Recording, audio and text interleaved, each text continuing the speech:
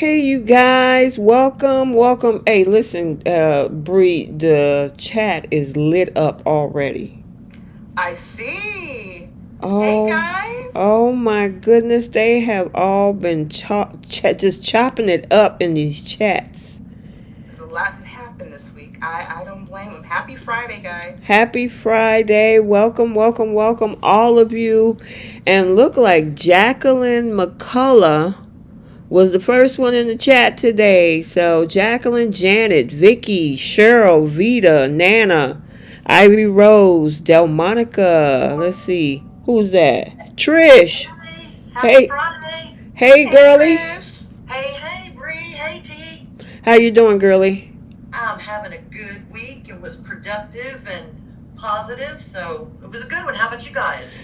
Pretty darn good. It was just interesting because the hospital I work for is in New York, and around 9 my time this morning, it was an earthquake up there.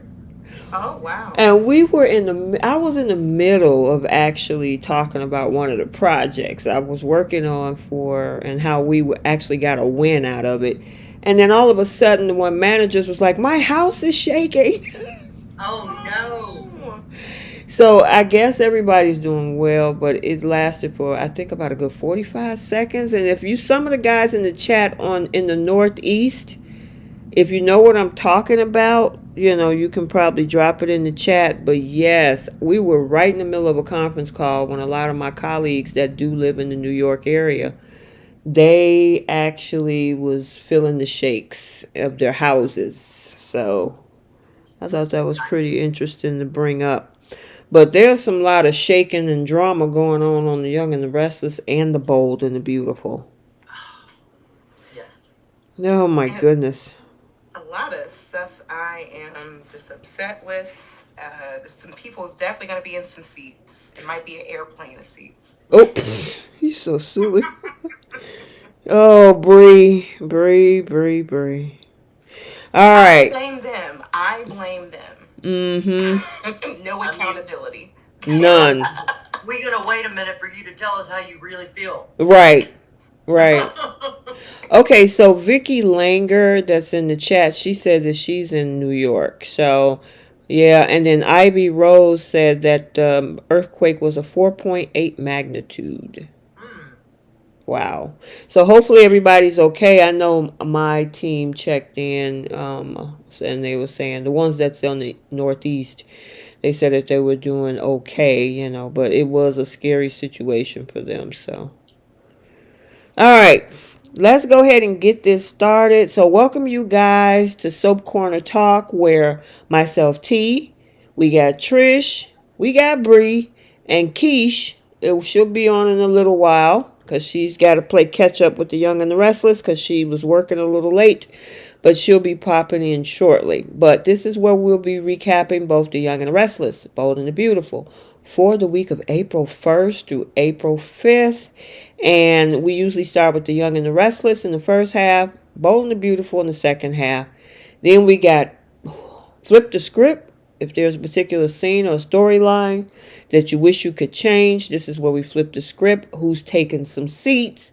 Somebody that was doing too much need to go sit down somewhere. And then we have two other segments, our star of the week and our pickle of the week. Just like, ooh, yeah, that.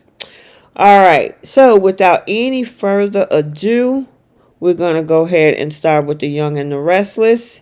And I'm going to do a summary, and then we can break it all down. All right, you guys? Sounds good. Okie dokie. All right, so for the Young and the Restless for the week of April 1st through the 5th, disguised as a man, Jordan stalks Claire, Tucker prevents Audra from hitting Ashley, and Adam apologized to Victoria. Billy supports Daniel and Heather's lawsuit against Lily, and Cole and Victoria almost kissed. And then we had Audra is stunned when Tucker proposes. Ashley tells Tracy about her memory lapse. Jordan is disguised as a man and taunts Nikki. Audra rejects Tucker's proposal. Nikki drinks, and Billy's future at the company is questioned.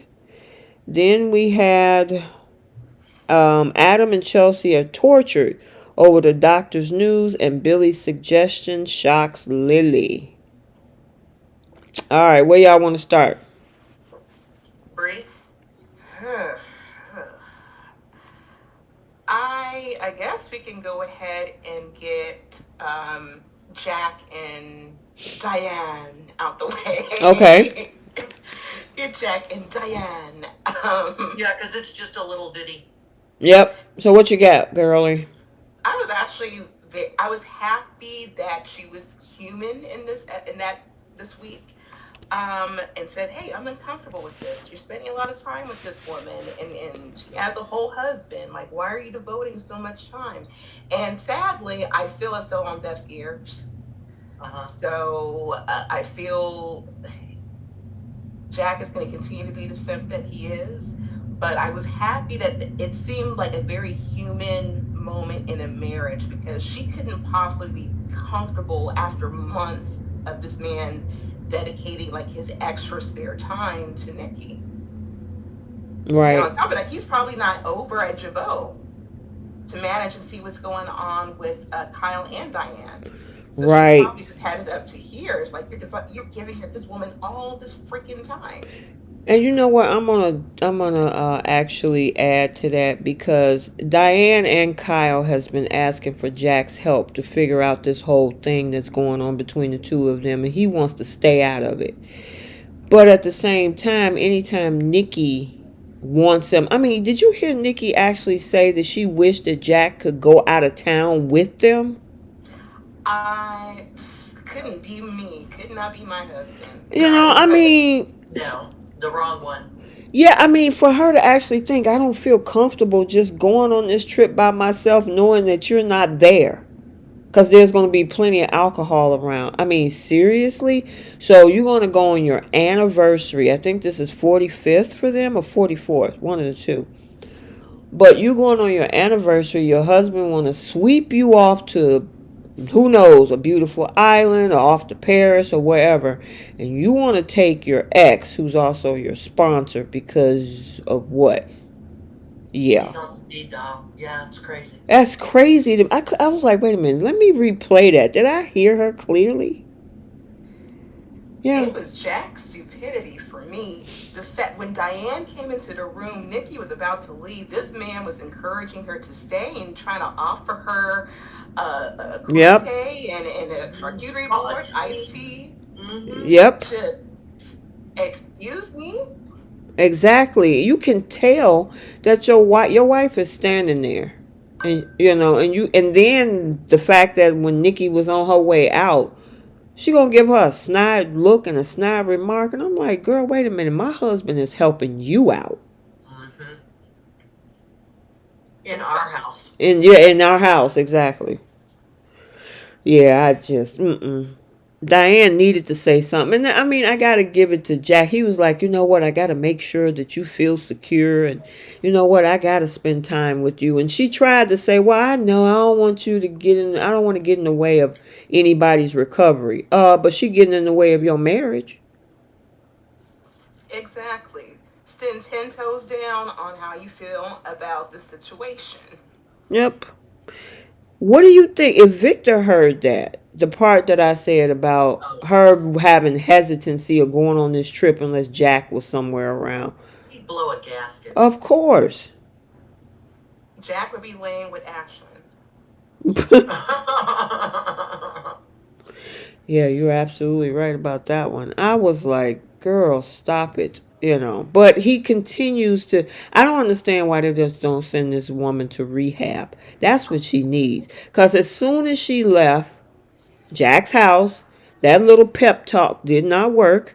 She got to the house, just like that picture on the upper right-hand screen of wherever you're looking on your phone or your TV. She got a bottle of vodka in her mouth. And I'm like, there's no wait staff.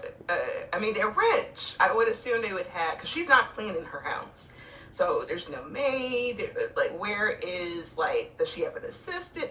How is she going into this house, for one, by herself? I didn't see any security. And in the wide open, is open up a bottle and just drink. And everyone in that house should know that she's an alcoholic who's struggling. I do not get that. You would think Victor would have cameras or something in the house. Why is this woman not in rehab? Exactly. They could have had like a rehab specialist come and live on the ranch with them, or like follow Nikki, or have them be a sponsor. I don't know, something to this. This is crazy to me. Well, I don't know if you guys remember, but I think it was back in February, maybe even January, where Victoria said, well, maybe she need to go to rehab. And then Victor was like, no, I don't think it's that bad yet. Remember that episode? Victoria brought up rehab. Yeah, she was the first one. And then they just threw it out the window, and now look. And then Victor was like, well, Jack, you being her sponsor isn't helping. Then that should tell you something. If a sponsor isn't helping, maybe Victoria's idea should be used. Yeah. So, yeah, but going back to the whole thing with Diane, I can imagine her feeling some kind of way about that. I really can. And it sucks. But, all right. Let's continue down that whole thing with Nikki and the Newmans, because Jordan showed up as a man and sent alcohol to the table. The smallest man ever, and she didn't put 2 and 2 together. I don't think that she didn't even see the person that that she was trying to wear that whole disguise. Go ahead, Trish. Some people could be in a room for hours and not even be noticed. Exactly. That's true. Especially if you don't know them, and this is a public place. This is, and some random guy is sitting at the bar. She wouldn't have known that was Jordan or anybody else.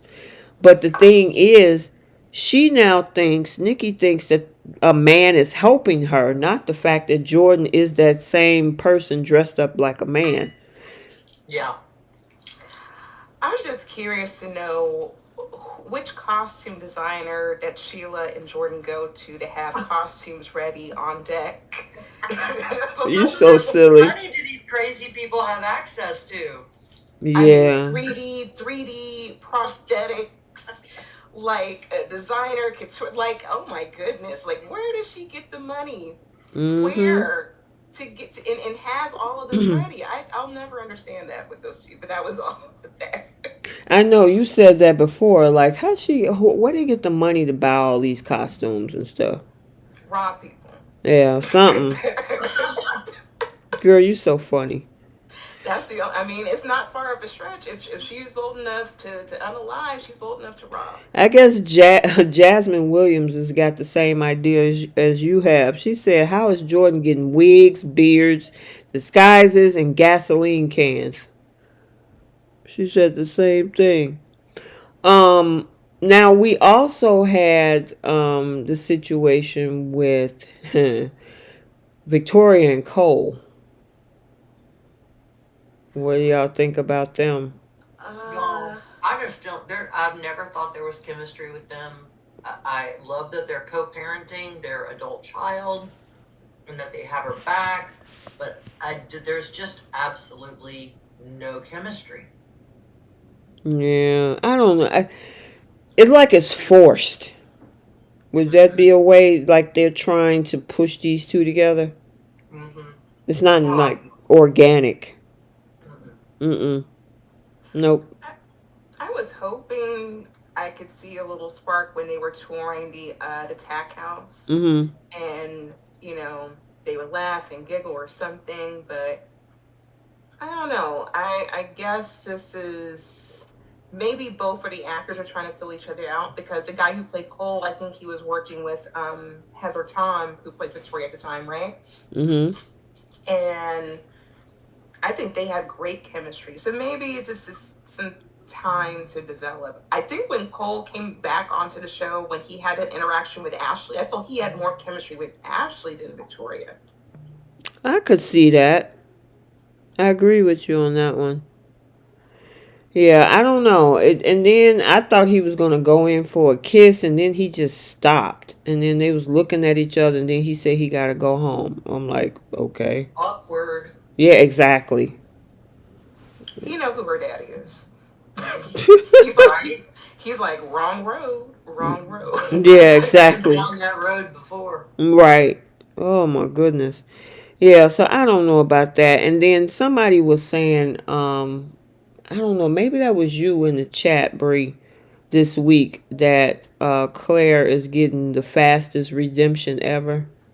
That's what I want to ask everybody. Who had the fastest come up? Because the redemption, I think that's depends on a couple of things. But as Mm-hmm. far as the come up, is it RJ or Claire? Because RJ got a house, he has a permanent job, no matter what he does in the company.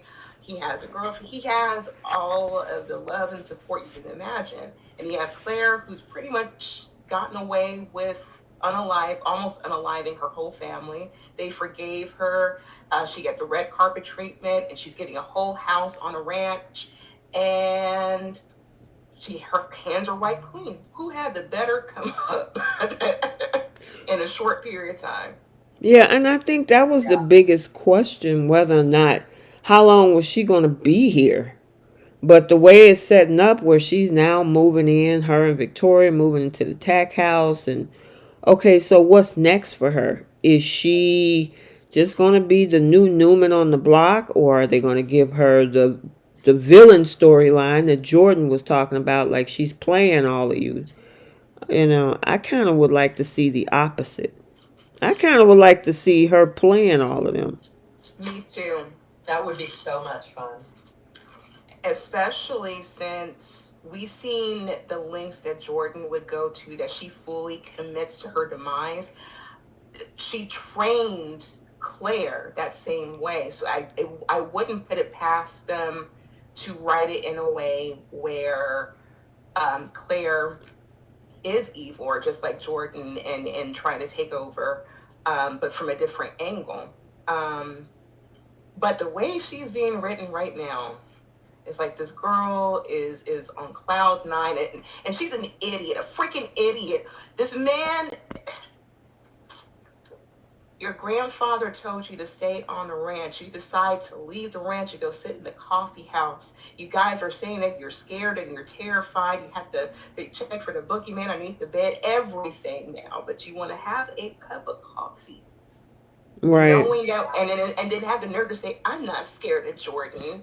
Yeah. Really? Is that a tell or is that innocuous? Yeah, exactly. Let me ask you two ladies this question. Do you remember right before the episode ended when Claire was like on the couch facing the opposite of the door where Victoria was coming in? She had this dark look in her eyes. And then when Victoria came in, she slowly turned around and looked, and then her personality changed. Did y'all notice that? Yes. Okay, Yep. so it wasn't just me. Nope. And I feel like there's going to slowly plant seeds that she could turn. And actually, to be honest, it would be more exciting for her character, because her, and it's no shade whatsoever to the actor. We're talking strictly about the characters. Mm-hmm. Claire is a bit stoic.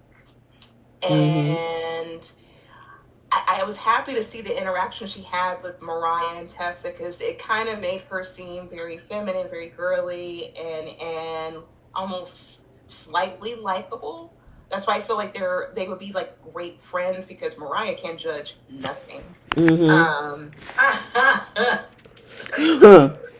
But she thinks she can. I really wish you. And you know what? I'm so glad that Summer kept the same energy and was like, look, we're related, that's fine, but I want nothing to do with you. I'm curious to know if Mariah is going to take Claire in after saying that a year back, saying that Summer, that she can't trust Summer, and that Kyle is better off, and that she's evil like Phyllis and all of that. I'm curious for Mariah to defend Claire in front of Summer Hey, Keish. with that. Hey, Hello. Keish. Thank you. Hi. Hi, ladies. Hi, everybody. So she was giving a rundown about Claire, and number one, how she kind of got the fastest come up, and number two, what's been going on this week, how Summer really didn't, because after she left, she had that conversation with a very handsome Chance, who He looks so good. yeah, Like like when he popped up on the screen, it's like the sunshine. I was like, oh my gosh. Got brighter. right, exactly. But she told Chance, she was like, can somebody just turn that off just like that? And she's absolutely right. I mean, she barely had a month or two of counseling after spending years of programming by Jordan. Yep. So, what do you think, Keish? I mean, Summer's about the only. Well, her and Adam both about the only two on canvas right now that they're questioning. Nick is too. Is he being vocal about it? He's not vocal about it, but we saw that, what was that, a week or two ago when Summer came over there and Nicholas was like, hey, I'm going along to get along with Victoria, but I don't trust her. Yeah. I mean, that was his feeling like in the very beginning, and everybody was pretty much like, shut up, Nicholas. Exactly. They just thought Nick was being a jerk again. But I mean, I like that Summer is like, but wait a minute, like, let's slow down here. I got some questions. Like, none of this makes sense. Right. What she tried to do to everybody. So, yeah. Yeah, I agree with you. Ooh, Lord. But, yeah, that whole thing was crazy, with the situation. So, I guess.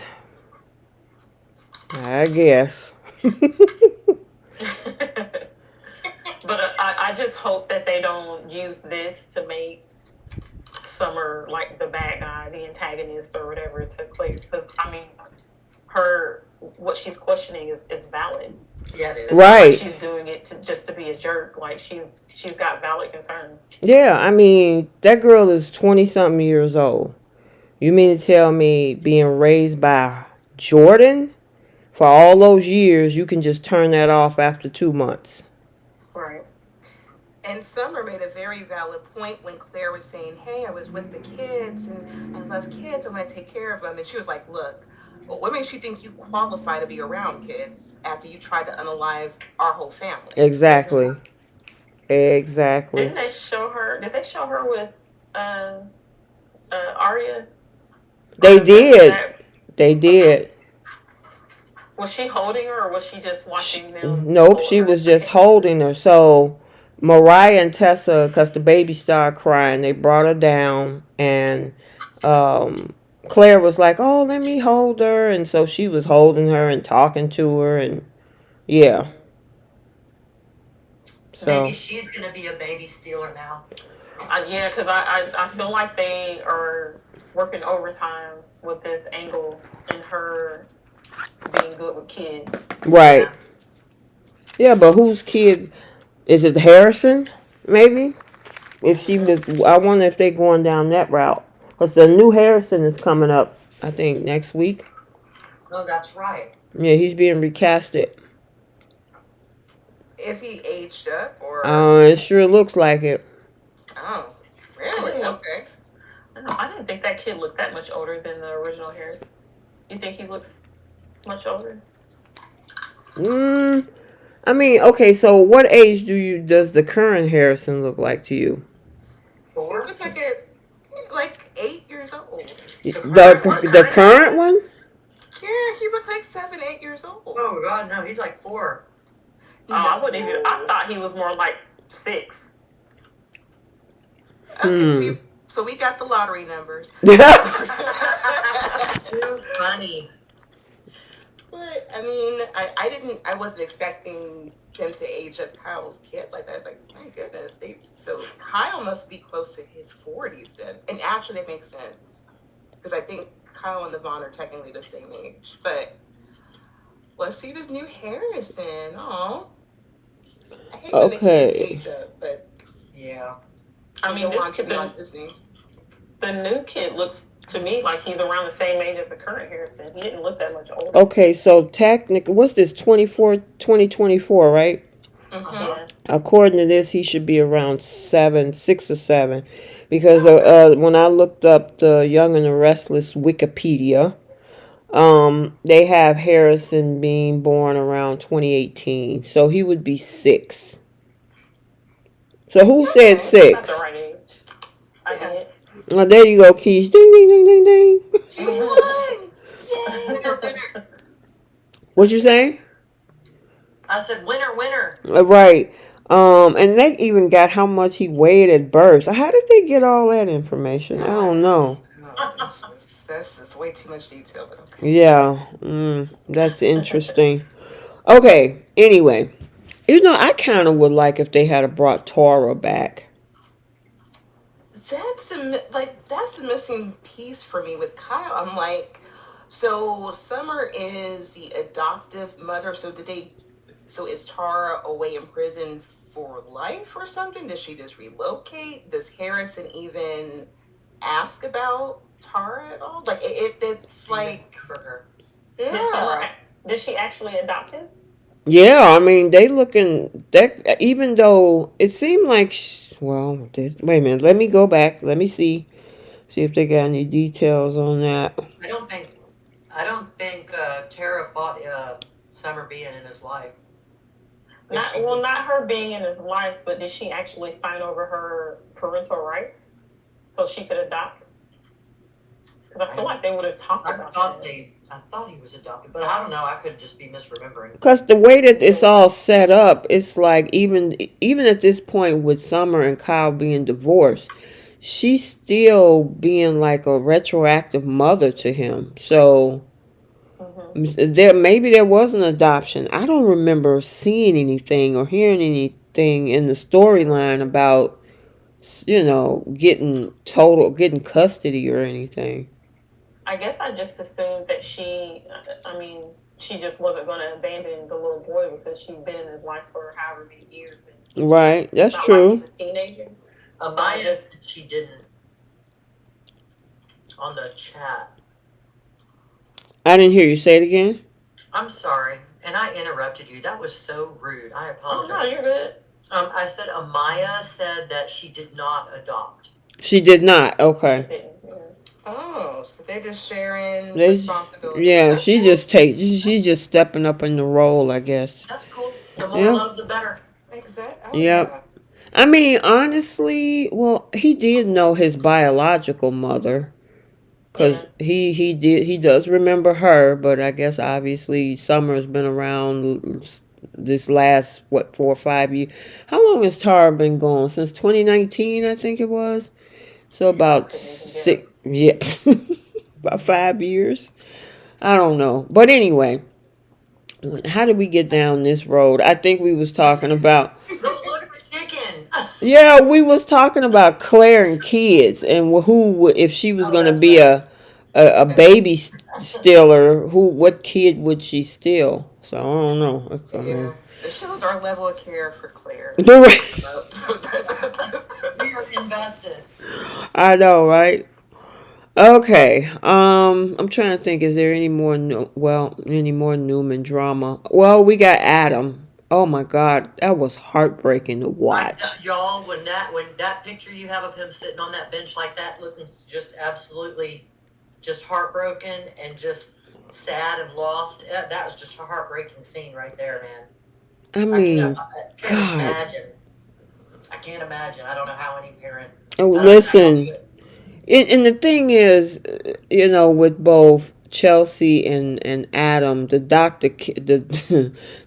doctors kicked them out, according to them, because Connor says that they are the ones triggering him.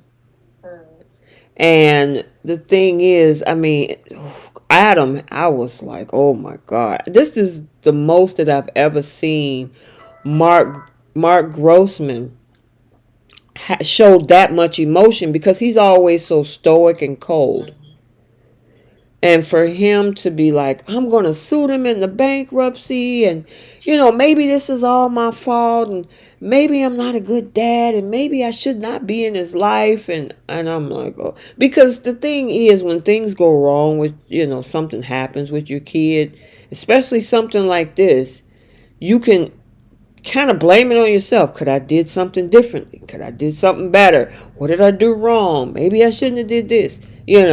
So I mean, yeah, it was. I mean, both of them. What do you guys think? Do you think that? Because one thing Adam said is that they said this in a matter of a few minutes. How did they come to that conclusion so fast? Do you think maybe they were triggers for him, in your opinion, or maybe Well, didn't Chelsea say that Connor said it? Yeah, yeah. Adam said it too. Adam said that Connor said it. Maya Baker said that she has OCD, so she feels for Connor. She said it's tough and it's an everyday battle, and I couldn't imagine what it's like to go through that, especially as a child.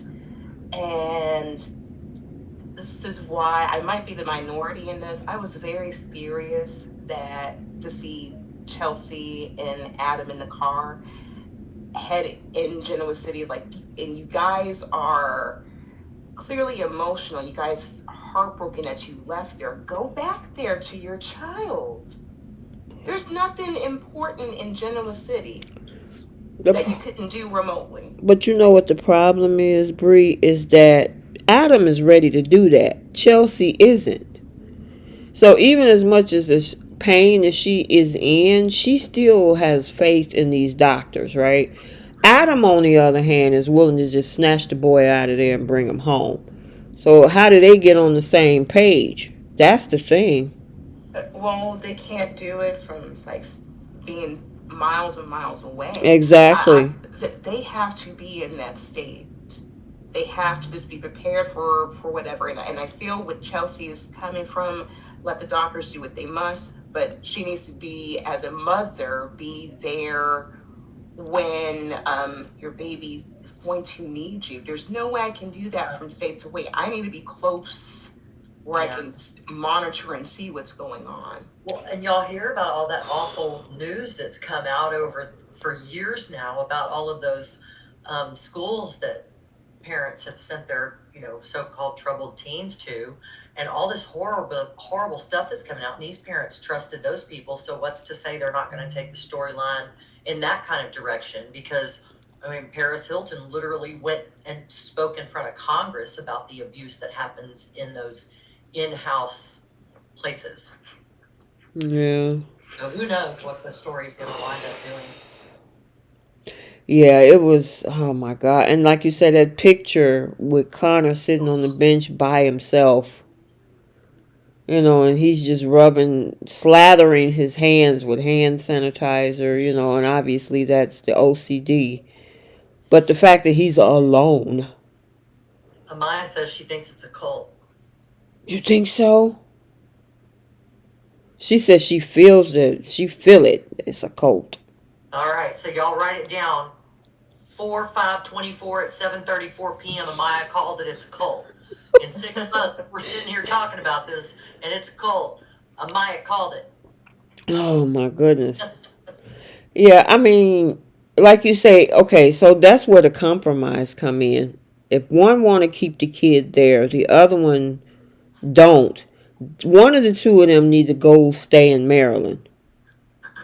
They both can stay in Maryland. They can still she can still have faith in the doctors in her hotel suite or whatever in Maryland.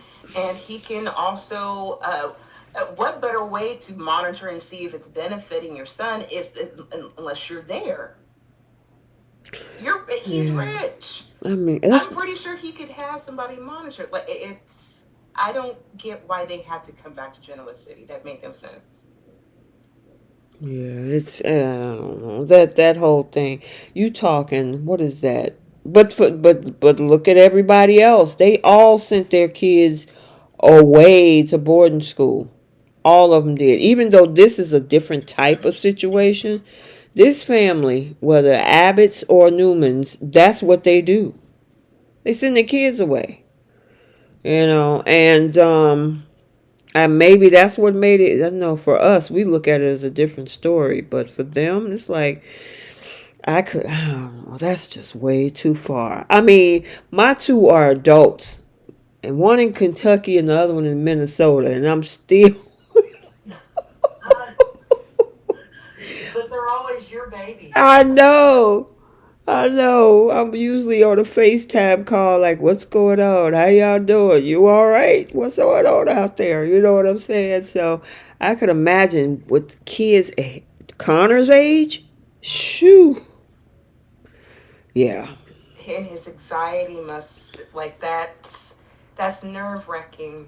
And Maya Baker, I hope this isn't true. She said Chelsea staying in Genoa City for Billy. Girl. I hope not. That would anger me even more. Like, woman, take yourself over to Maryland. Billy's a pass around. He's just going to be passed around to the next woman. Girl, you so crazy. Oh, man. Yeah. And speaking of Billy and Chance, that whole conversation in the office when they were talking about Adam and they were talking about that whole thing, I was like, let's not do that. Okay? What did y'all think about that conversation? What's some out of turn talking? What you say, Trish? That's some out of turn talking. I know, right? I don't know, there's just, in this world, I guess it's okay for some people just talk about every single thing. And there's some things that are like, it's like sacred ground. If it's a family member, I can say whatever I want, but don't you dare say anything. Right. That's just kind of one of the rules of socialized societal living, I think. I don't know. Billy has a lot of nerve speaking about anything. And Cynthia Chain, that's exactly how I feel. Billy needs to bet out of all sudden. He is an expert on everything. I completely agree. All of a sudden, and Chance and Billy had a small moment where Chance was like, wow, you're actually being logical, you're actually being rational and whatnot. And Billy was like, well, you definitely can't associate that with me, and that's still facts. It lasted about one scene, so so like a blink. So yeah.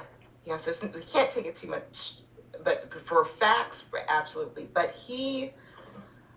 I don't know what he really wants at this point in juncture. Like, Lily's back for however long she's been back.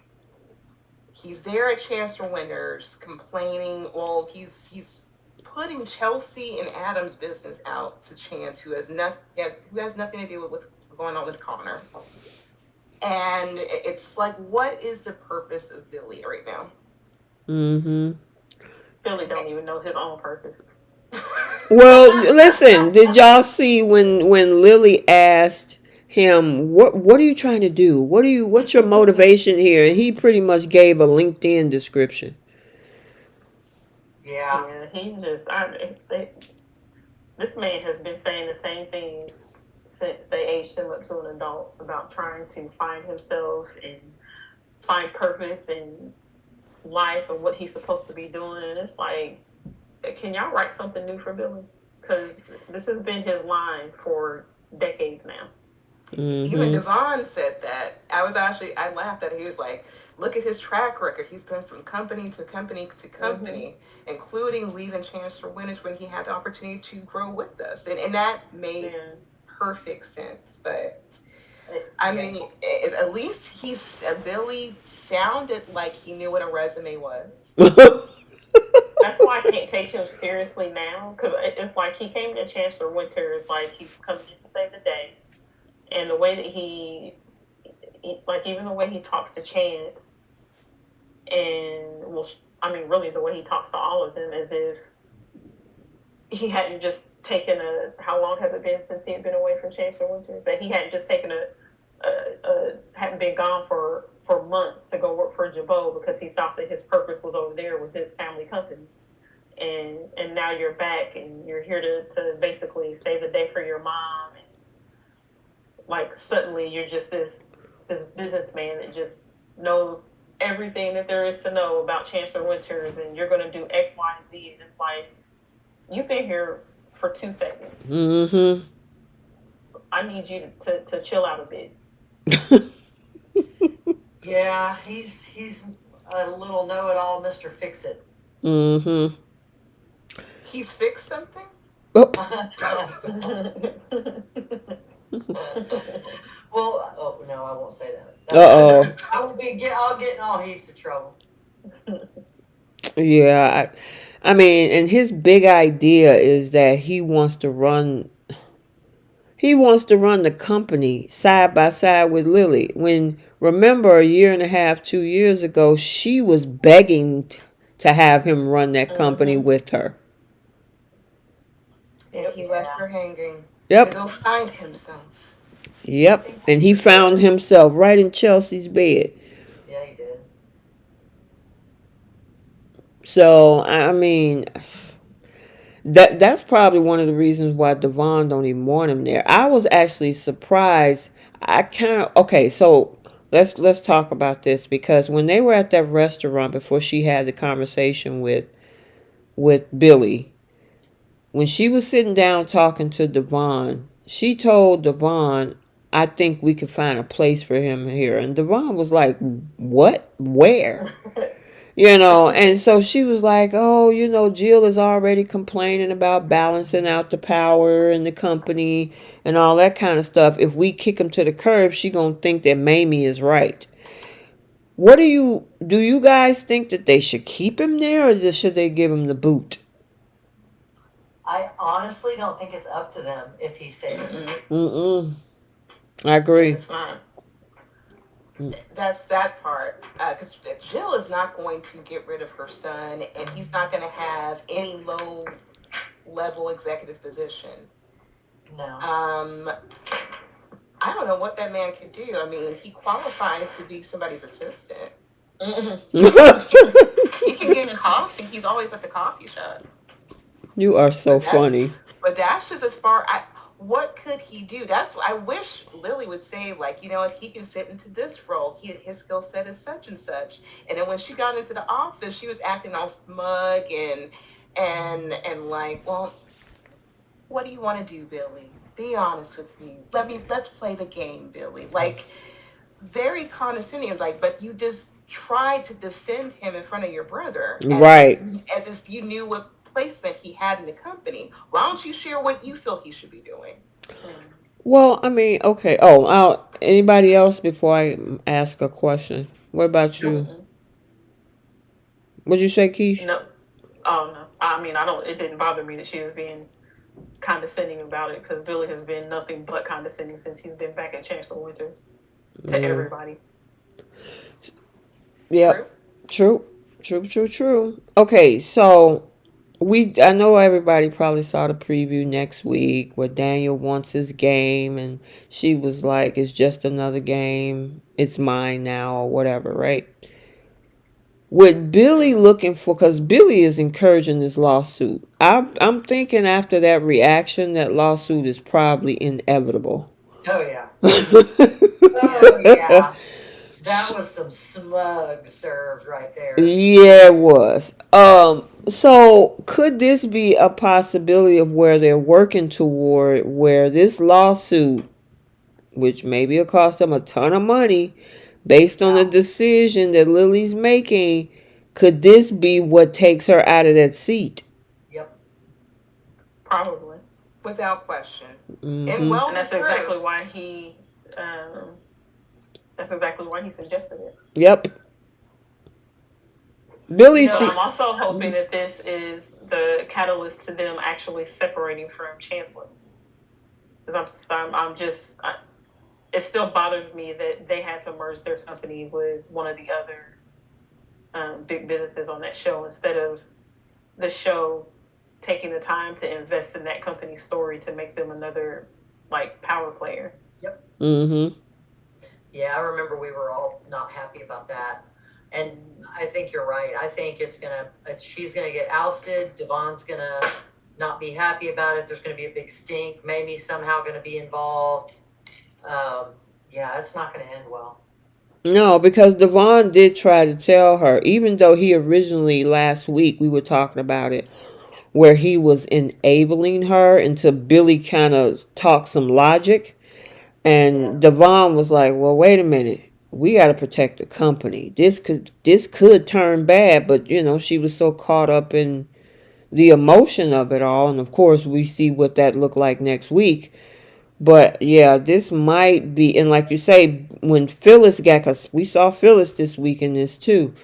When Phyllis got word of it, and then Billy is back in the back talking about, yeah, I agree with you. You should sue. Yeah. Of course because he knows that if this all goes to legal, that looks bad on Lily, which means that she could be O-U-T. Yep. And Billy will gladly find his place in her position, courtesy of Jill. Yes, he will. And when he does that, I can't wait for Billy to somehow screw up, because he will. Oh, don't have him yet, because what's going to happen. What'd you say, Keish? He gonna screw it up. Yes, he will. He will absolutely screw it up down the road. Mm-hmm. And I'll laugh even harder. Oh my goodness. Yeah. But yeah, that was Phyllis. Oh my gosh, she is too funny, because that conversation between the two of them, she pretended like she knew Heather and Daniel was together and all that.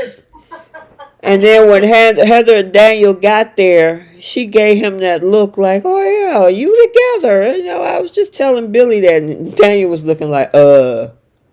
Okay, we'll play along. Right. Oh man. All right. So now we got to move on to Audra and Tucker, because Audra and Hope Logan got something in common. They need more time. Yeah. I give Audra a little bit more grace than I would Hope, though. I mean, I get Audra. I don't really see her as a Marion type, for one. But the way that Tucker has kind of been jerking her around, even though I think she likes it, I can understand her saying no to the ring, even though that's more than what she deserves. She needs a Cracker Jack box ring. But, with Hope, that's a whole other different story. She was playing that man for almost a year.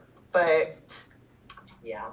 The proposal that Tucker gave, it wasn't really romantic. It was just like, no, hey. He didn't even look her in the eye. The time he was talking at her, not to her. He was looking above her. He was looking to the left of her. He was looking to the right of her. He was looking way up to the right of himself. It was like, look her in the eye, man. You're literally asking this woman to share a life together, and you're not even looking her in the eye. Well, then she was like, where did this come from? Left field. And she said, we were barely back together and you already proposing? Now that was quick. Like you said, at least with Hope and Thomas, they have been going on for about a good 8 months.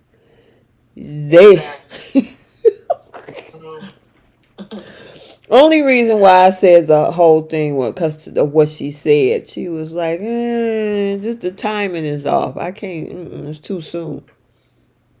So that's why I used the Hope reference.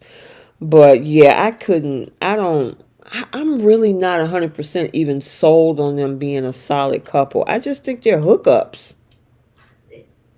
Yeah. I'm sorry. No, you're fine. Go ahead.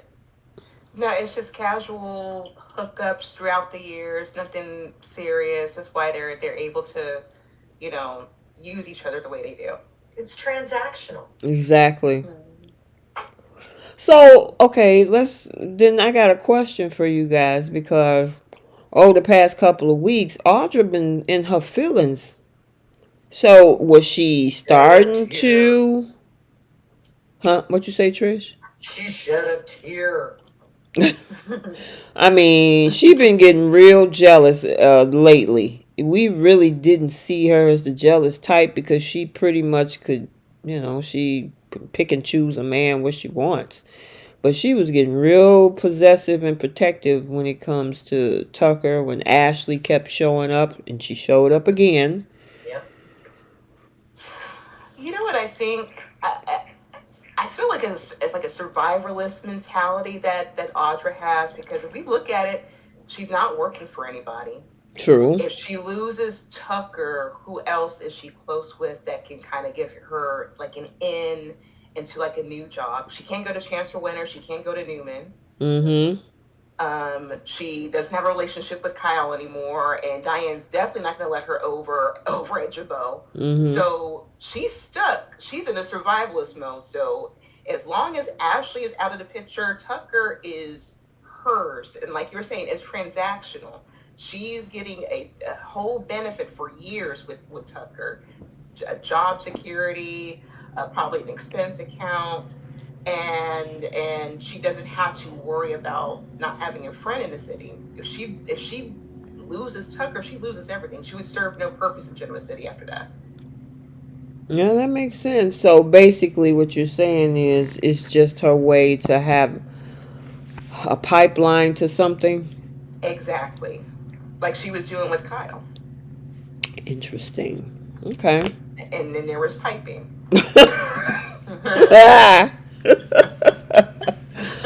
Oh my goodness, there was piping. Girl, you're so funny.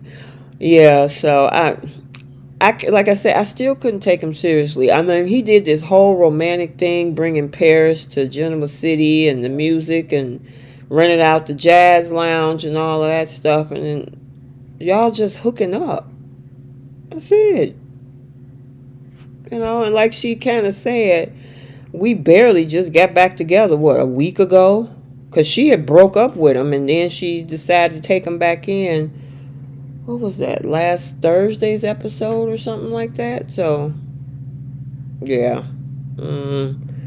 Anyway, we got to talk about Ashley. Ashley and her altars. Yes. I'm feeling bad for Ashley, but in the very beginning of this week, I loved it. Whoever that personality who told Tucker to shut her yeah, she said put a muzzle. Yeah, she said put a muzzle on your yapping little bee. Yep, Great. Funny. I died. Yeah, I told y'all. Remember, I played that last Friday. That was hilarious, Keish. That was a chef's kiss. I love how Eileen has been playing this role, and whatever personality she keeps leaning towards has been getting on Audra. I love it even better. Yeah, so I think there was an interview or something that she did, Eileen, about what's actually going on with Ashley, and it looked like it's DID. So, and that's similar to the same thing that Billy had. Billy had DID. Remember when he was locked in that cabin and Victoria had to do an intervention? Mm-hmm. Yeah. So why is Jack acting so delirious to what his sister's going through right now? When she has a past history.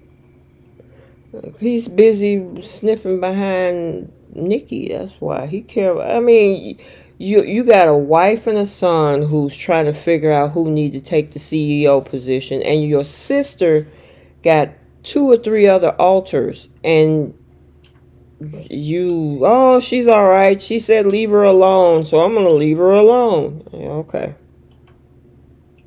And he's the leader of the Abbott family. And he even seemed like he was annoyed.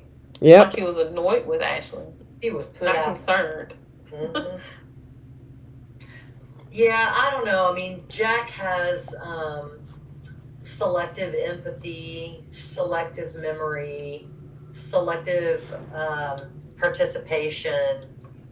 You know, I don't know. He's always been that way. He's been very compartmentalized with what he decides to do or not do for people. His character very complex, and sometimes I want to just smack him. And I'm not a violent person.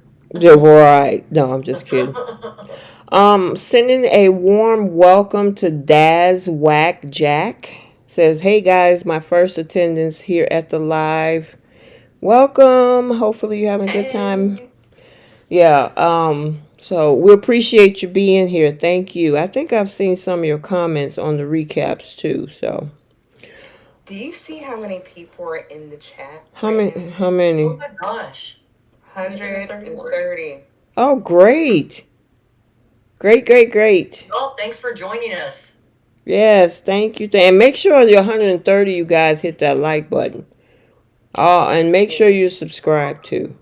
That'll be good. So you can continue to join chats, listen to us talk about the soaps and the recaps and the spoilers and everything else on this channel. Melissa Spencer said, do you think Jack and Nikki still have feelings for each other? Oh, no, please no. Please no. Wait a minute, but listen, before Diane, when Diane came down there and they didn't know she was there, they got quiet and was staring at each other. Did y'all catch that for a few seconds? Yes. Yeah. It was a little too close for comfort. They're kneecap to kneecap. They don't even do this in church. Yeah, and then when Diane revealed herself, Jack jumped as if he got caught or something. Because he was a million miles away, lost in Nikki's eyes. And wanting to get her iced tea and refreshments and everything. I don't know what's going on with Jack. Over that. I mean, she's with Victor. She's been with Victor now again for years. That's it. You're done. It's where your character needs to stay. You don't need to be doing anything else with Jack. Jack doesn't need to be doing anything with you.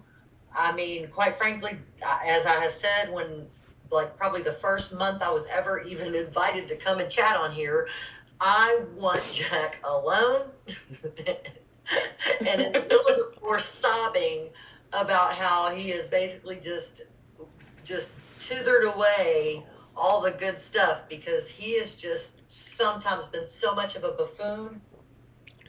I can't help it. Yeah, I mean... That's why he has the criminal he has now. Bingo. Oh, Lord.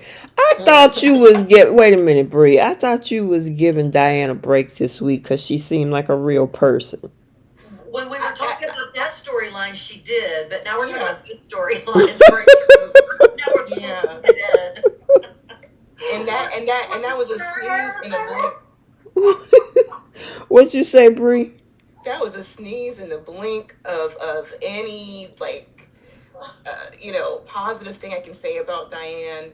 That was the only part in regards to this whole week that I was like, okay, I'm happy that she did that. But we're still on task. This woman, I'm still waiting for this woman to show that she's been working with Tucker and that she's going to screw over the Abbott family. I'm right there, man. And she is in the perfect position with Jack not paying attention. Yeah, I mean... She is. Yeah, I mean... But like Belinda was saying, Belinda Hill said, I think Diane saw them looking at each other too. She did, because we saw it. I know Diane had to see it. Wait, y'all. Dewan said there's more people in here than was at Sheila Carter's funeral. I can't wait for that. Oh my goodness. And wait a minute, Sheila didn't have a funeral. Oh, okay. Well, whoever that was. Well, they thought was Sheila Carter. Oh, we gonna get there. Oh my goodness. And also talk about I better not say that, but I'll get there later. Anyway. Yeah, so we was talking about Ashley and her altars, and we was talking about Diane and Jack and why Jack is not paying attention to his sister.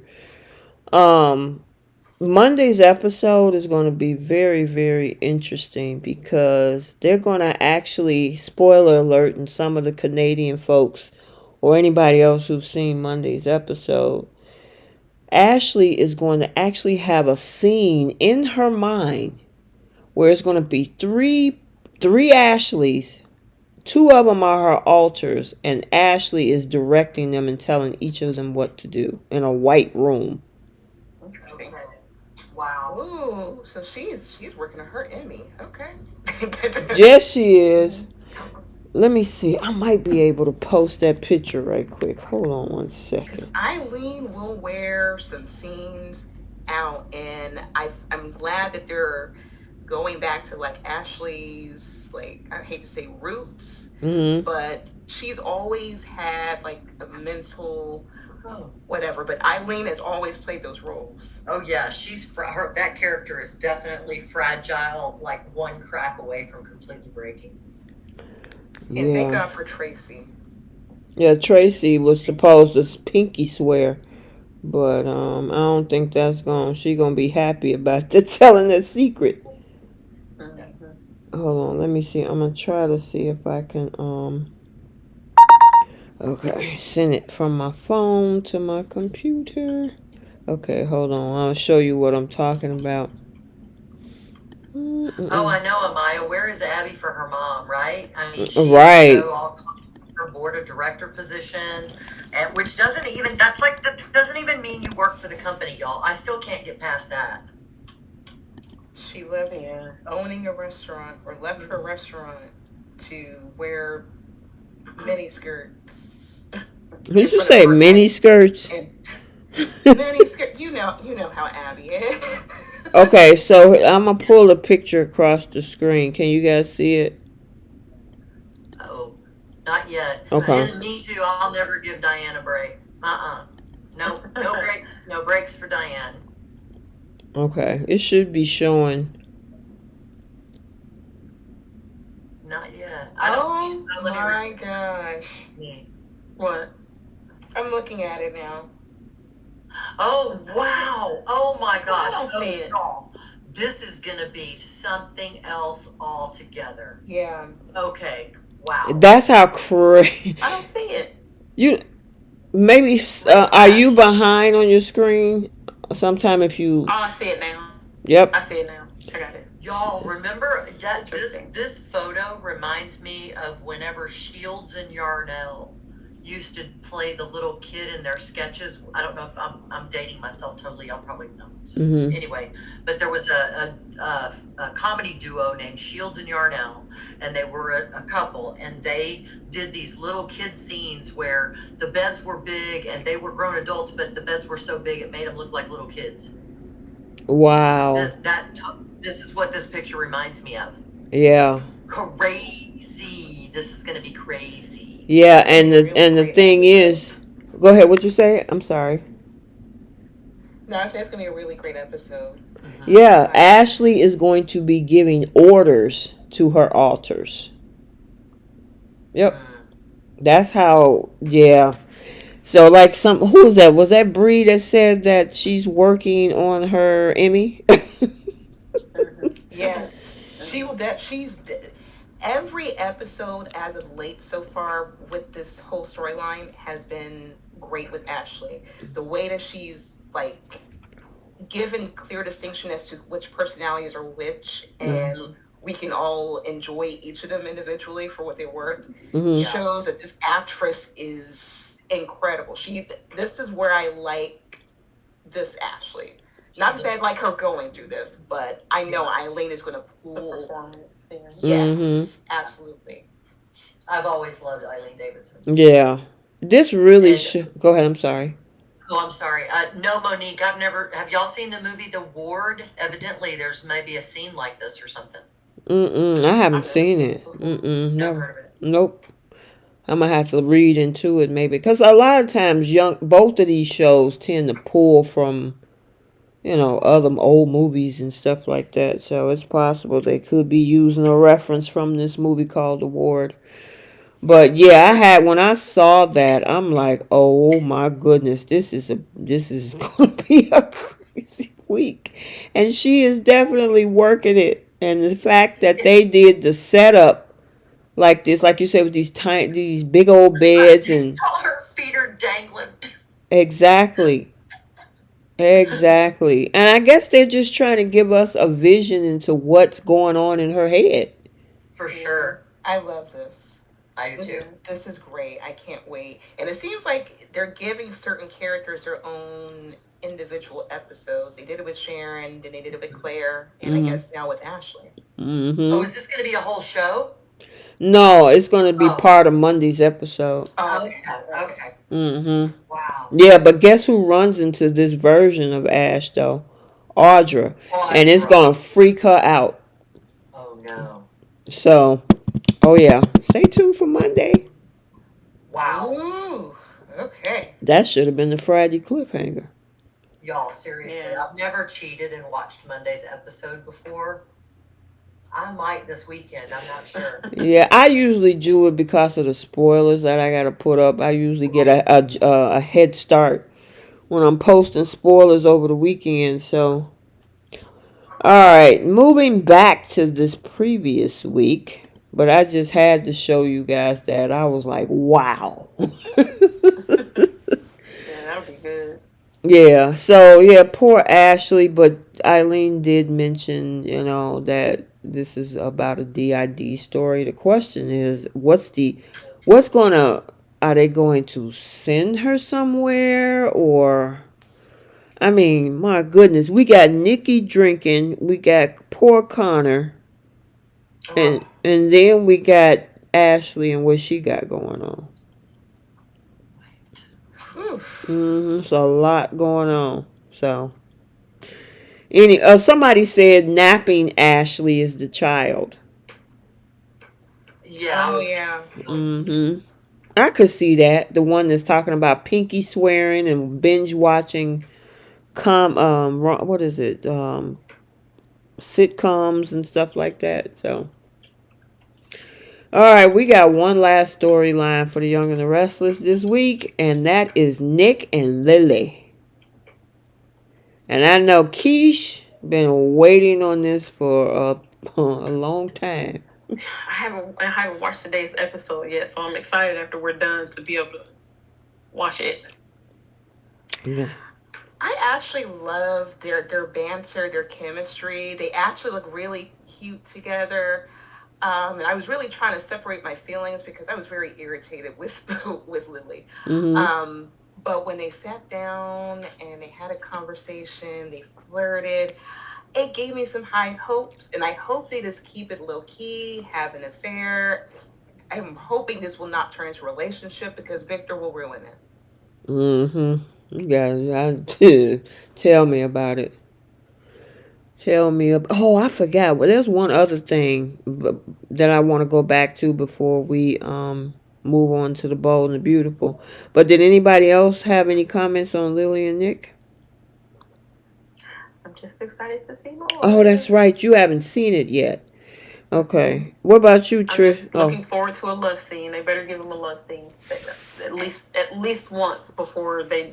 I don't know if they're going to break them up or if they're going to make them an official couple, but at some point, I need a love scene.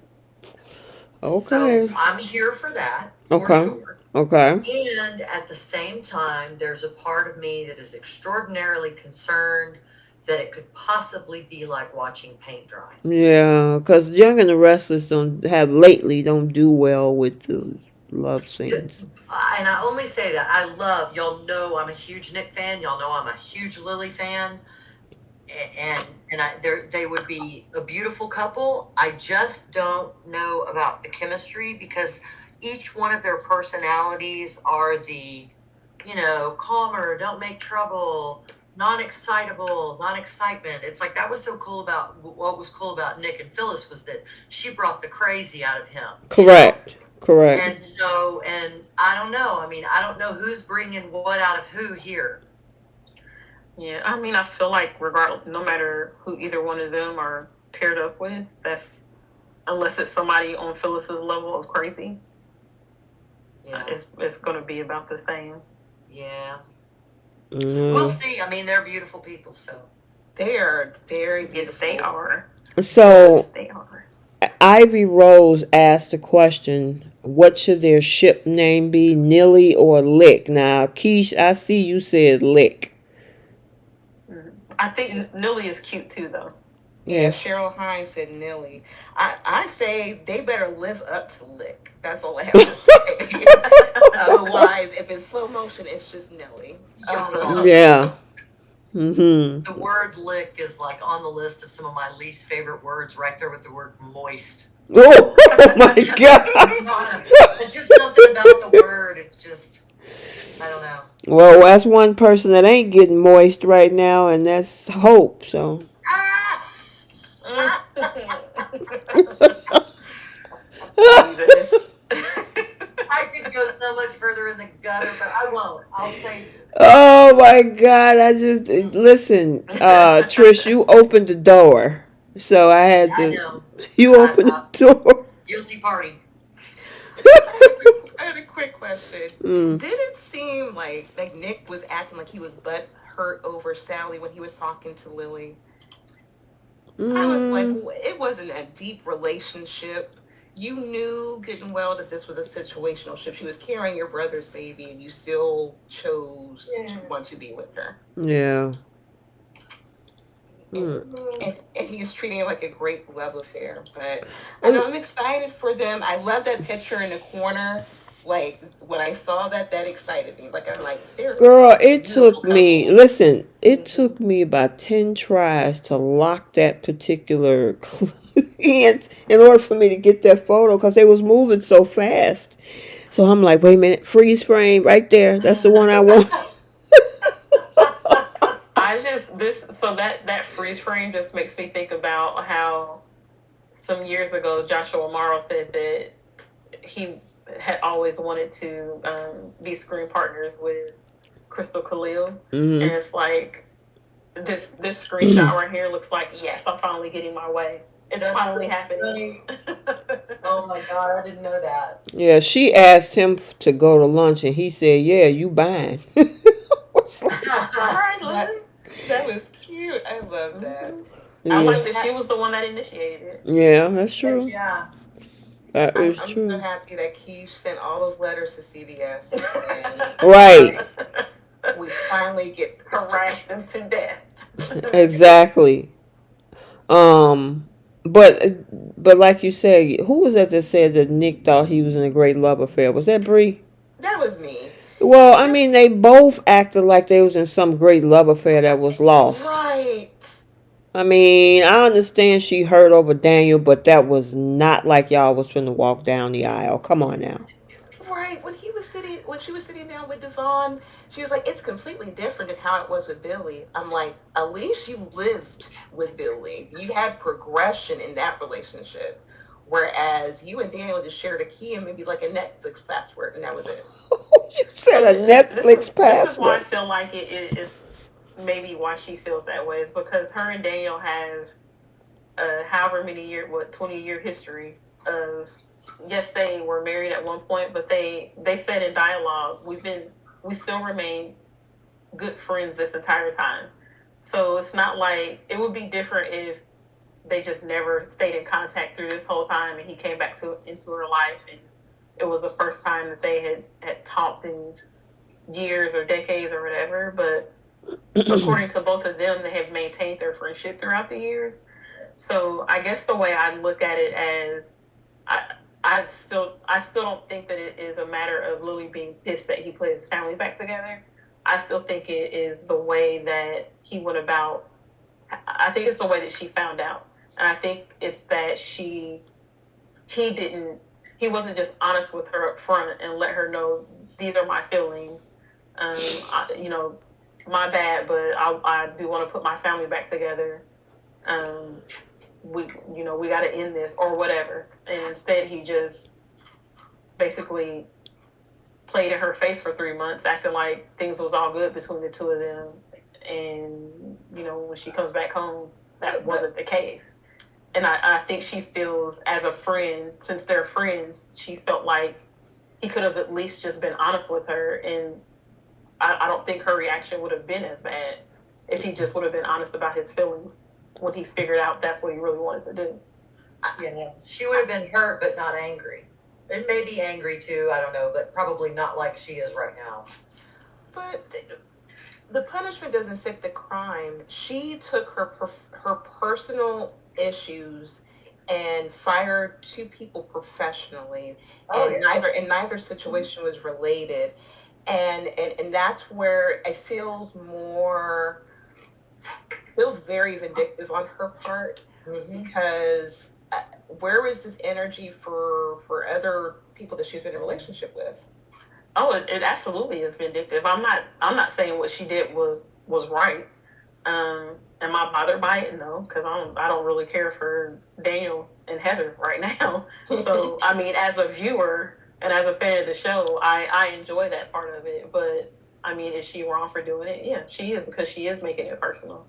But I just in general, I feel like I feel like when you guys say she shouldn't be that hurt because it wasn't some great love affair, maybe not, maybe they weren't, deeply in love, but I think she's looking at it from the standpoint of, like, man, me and Daniel have been friends for X amount of years, and this is how he does me. Like, he couldn't have just been honest with me instead of letting this linger for 3-4 months, letting me think that everything was all good. Like, we're talking on the phone and he's saying everything is all good and he loves me, and then I come home and find out that this is what you've been doing for the last 3 or 4 months. You and Heather have been planning your future while you're just, pretending like you and I have been all good this whole time.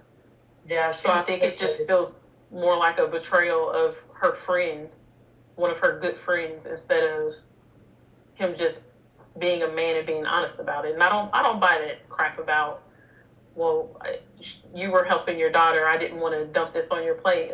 I mean, so then you come back and you dump it on her plate that you done lied to her for 3 or 4 months, making her think that you two were still on good terms and everything was all good, and she was coming back to a relationship, a healthy relationship. Well, you guys know. You guys know why I stand with her, because she's been watching this materialize before she went out of town. She admitted to it. She said it several times. I saw it. I knew it. I knew it when he reacted the way he did when she got our new man in Portugal. I knew it. I saw it. Okay, well, what you do? What you gonna do about it? Nothing. She asked him though. She did. They had the conversation. Do you believe what you hear or what you see? But I'm not going to blame her for believing the man who said that he wants to be with her when she asked the question. I gotta hold myself accountable. This is on Daniel. Daniel was the one that decided to cheat on her. Daniel was the one that decided to lie to her for months. Yeah, that's not Lily's fault. I'm not saying she got some accountability in this too. TOO. Because of the fact that, yes, he did wrong. I'm not excusing him whatsoever. And he should have said something when this happened. But him and Devon, I was just right now, she going through that. Yeah, he got to hold his L for this. She got to hold a little L for her too. She got some accountability there too. I have to agree to disagree on that one. Listen, if I see a man playing in my face, and I see it and I know it and I stay there willingly, I have to take accountability for the fact that I saw this and didn't call it or remove myself from it. But that's the thing. I don't feel like he was playing in her face, because he was telling her, no, this is not how I feel, when she was asking him those questions. But that's what I'm saying. But that's what I'm saying. What I saw versus him telling me, because I mean, people can tell you anything. It's your actions. And so she was seeing these things, but then she decided to take his word for it over believing her own instincts. That's what I'm saying. It seemed like she didn't really care too much about the romantic relationship. She was more concerned about her friendship with him. Like, my friend didn't tell me. My friend did me wrong. Yeah, that's what I'm saying. So she couldn't have been invested in the relationship same way he wasn't invested, for her to be that mad to fire him, at least in my viewpoint.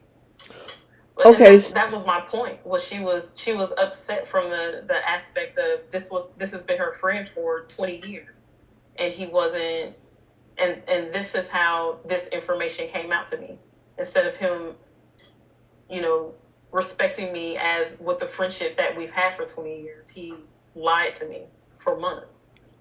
And so regardless of if she was invested in this being like some type of great love or not, it was her friend, and her friend did her dirty instead of being upfront with her.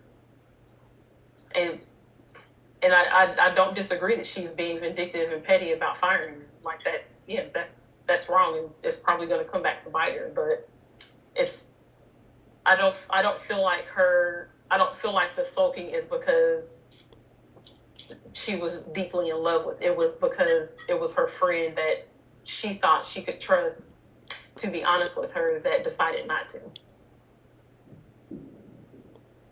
Got you. Okay, in the comments section, I'm not saying that Daniel shouldn't have got accountability. Yes, he lied. He was wrong for what he did. That's what I'm going to put out there. Okay, so I'm not absolving him. What I'm saying is that at the same, not you, Keish, I'm talking to the comments. I know, I got you. Yeah. What I'm saying is that when you see things that, you question your own reality. If somebody's telling you one thing, but you see in the action showing something else, somewhere along the line, you got to make a decision on what you're going to choose to believe. And in this case, I understand there's the whole friendship and whatnot, but that's what usually that relationship changes when you move from friend zone to a full relationship. Now, I'm not saying you can't be friends in a relationship, but at the same time, he shouldn't have lied, but she also saw what was going on. So that's what I'm saying. And I tell women that don't ignore what's in front of you. If you see actions that's not vibing with the words that's coming out of your mouth, you need to out of their mouth, you need to pay attention to that.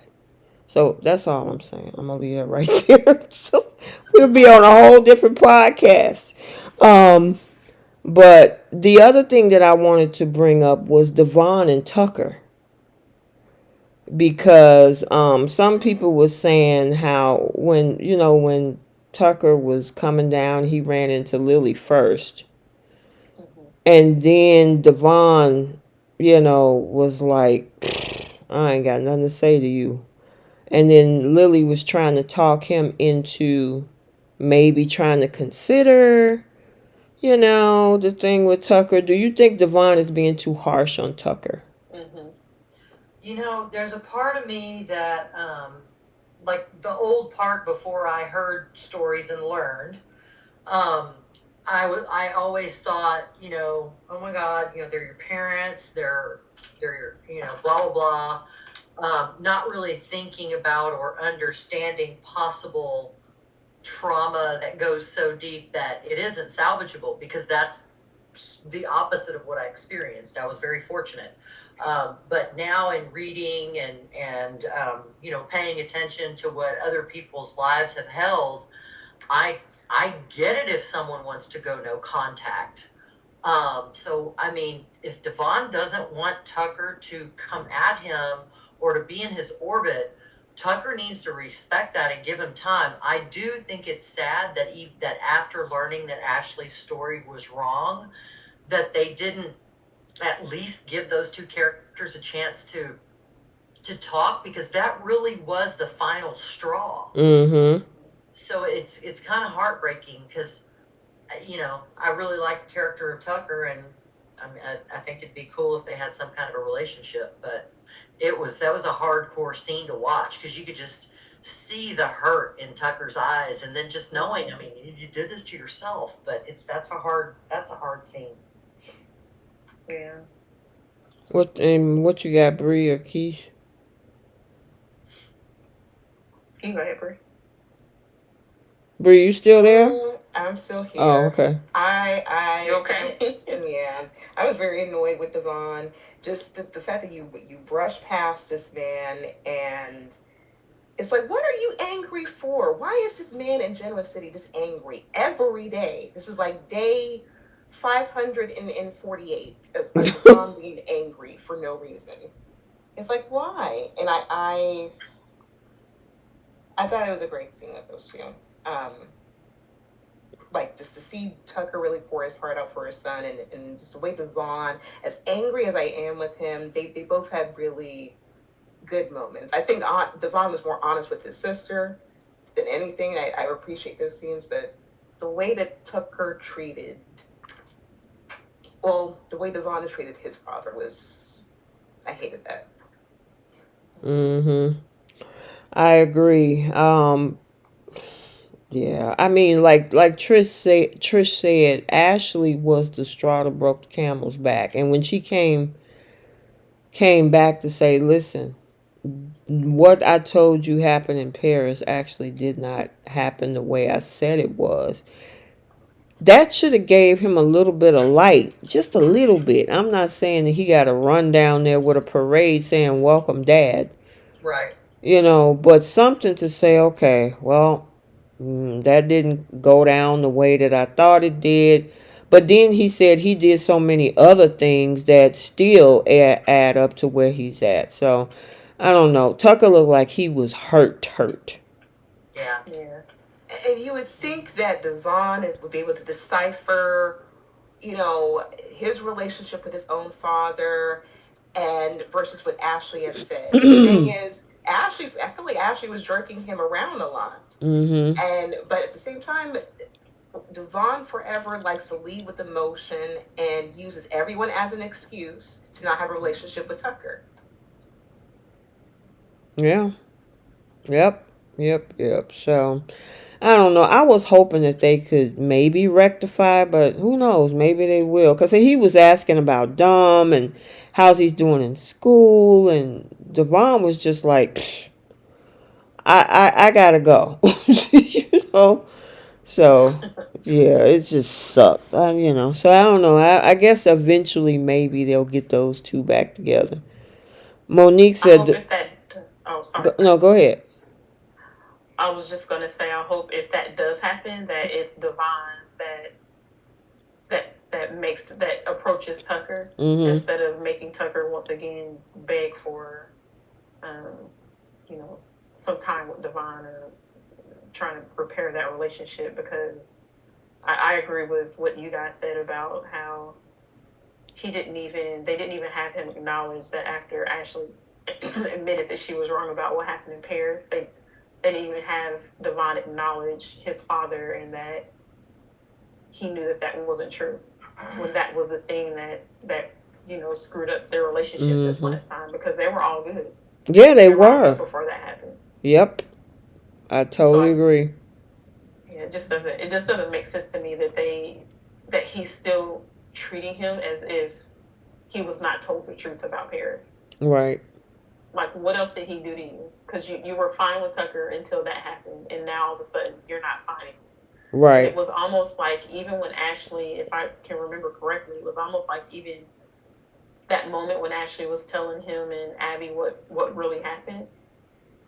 I can't remember if I thought he said something like, well, I mean, he probably said something that upset you. So it was almost like he's being dismissive of the fact that this woman told you several weeks earlier that your father was like harshly abusive to her, and now she's saying that she was wrong about it. And your response is, well, he probably did something to piss you off, so it's okay. He probably deserved it anyway. It's like he's choosing to not have a relationship with him, and I believe Nana said, yeah, Tucker was never a father to Devon, which I understand that. But they've had a relationship to the point where Tucker had a relationship with the grandson, and he can't even do that. Right. And it's like, how do you win with Devon? But Devon is head person in charge of the Victor Newman cheer squad. I was just going to say that, Bree. And if they had been on crappy terms before the incident with Ashley happened, it would be a different story. Right. Like, if he wasn't giving his father the time of day before that, different story. But they were fine. Like, they were mending. They had mended their relationship. Like y'all said, he was spending time with Dom. They had no issue with it. Nope. Yeah, Bree, I agree with both of you. Bree, listen, I was thinking the same thing the other day, because Tucker, he got this whole ideology of Tucker being vindictive in business and stuff, but yeah, you can go to Victor Newman for advice. Yeah. And Victor's got bodies on him. And he screwed over his own children Exactly. several times, and he uses them as chess pieces. But Tucker is this horrible person. Mm-hmm. Yep. I thought the exact same thing. Crazy. Yep, crazy Trish. All right, we gotta move. We actually did an hour and a half on Young and the Restless. There was a lot of moving parts to this one. Yeah, but you know what? There was another small piece too. Was it this week when Tucker tried to tell Jack about what happened with Ashley? Or was that last week? I can't remember. It all bled together for me. Okay.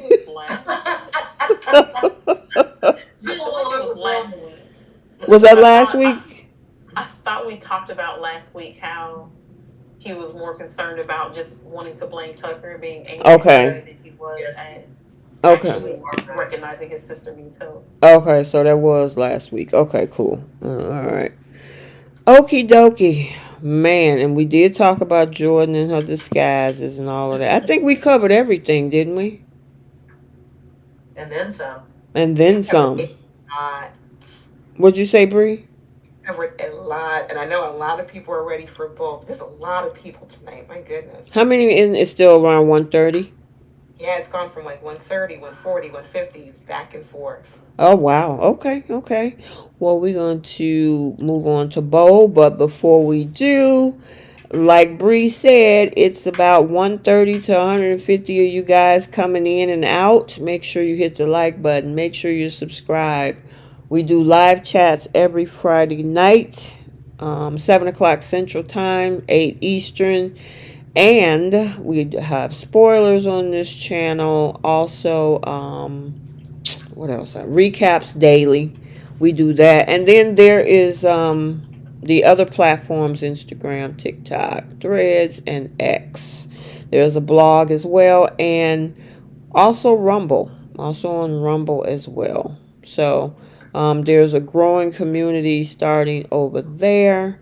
And there's also the YouTubers over here. And I got, I've been missing out over the past several weeks of saying this, but my original podcast members, because there's folks that's not on either side, they listen to us on Spotify. So I want to thank you guys, because most of you are the OG listeners when we first started 5 years ago, Keisha and I. So you guys been rolling with us for at least 5 years. So I want to send a shout out. It's usually about 200 to 300 that comes over from the Spotify side and check us out as well. So we can't forget about you guys and thank you all as well. So I want to put that out there. Also on Facebook, make sure that if you are on Facebook and you want to come over and I'm always posting. So is Dewan, so is Delmonica, and I think Trish, you posted some things over there too a couple times, right, Trish? I may have. Yeah, but Trish been pretty active over there, and I know Keith has been engaging in the comments over there here and there. So I appreciate all of you. So I'm gonna drop the link in the chat. So if you want to go over there and join us and have a conversation about the soaps, you can do that. So let me drop this in the chat right here. I'm going to do a soap satire. Like I send in our group chats of the pictures of the steals. Yeah, are you, Keish, I mean not Keish, Bree, you were in the group over there, right? Yeah, I posted some stuff over there. Okay. Like it's my soap satire. It's my inner thoughts on what the characters are thinking. Oh, okay. Wait a minute. Are you under your name or under what you on Instagram? No, my name. Okay. Cause I'm like, wait a minute. I see Bree over here. Okay. Gotcha. All right. So yeah, if you want to join us, the link is there, and you can click in there and join the group.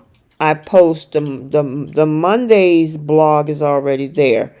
And there's a picture of Summer giving Chance a body massage. So if you haven't seen it. Oh, wow. Okay. Wow.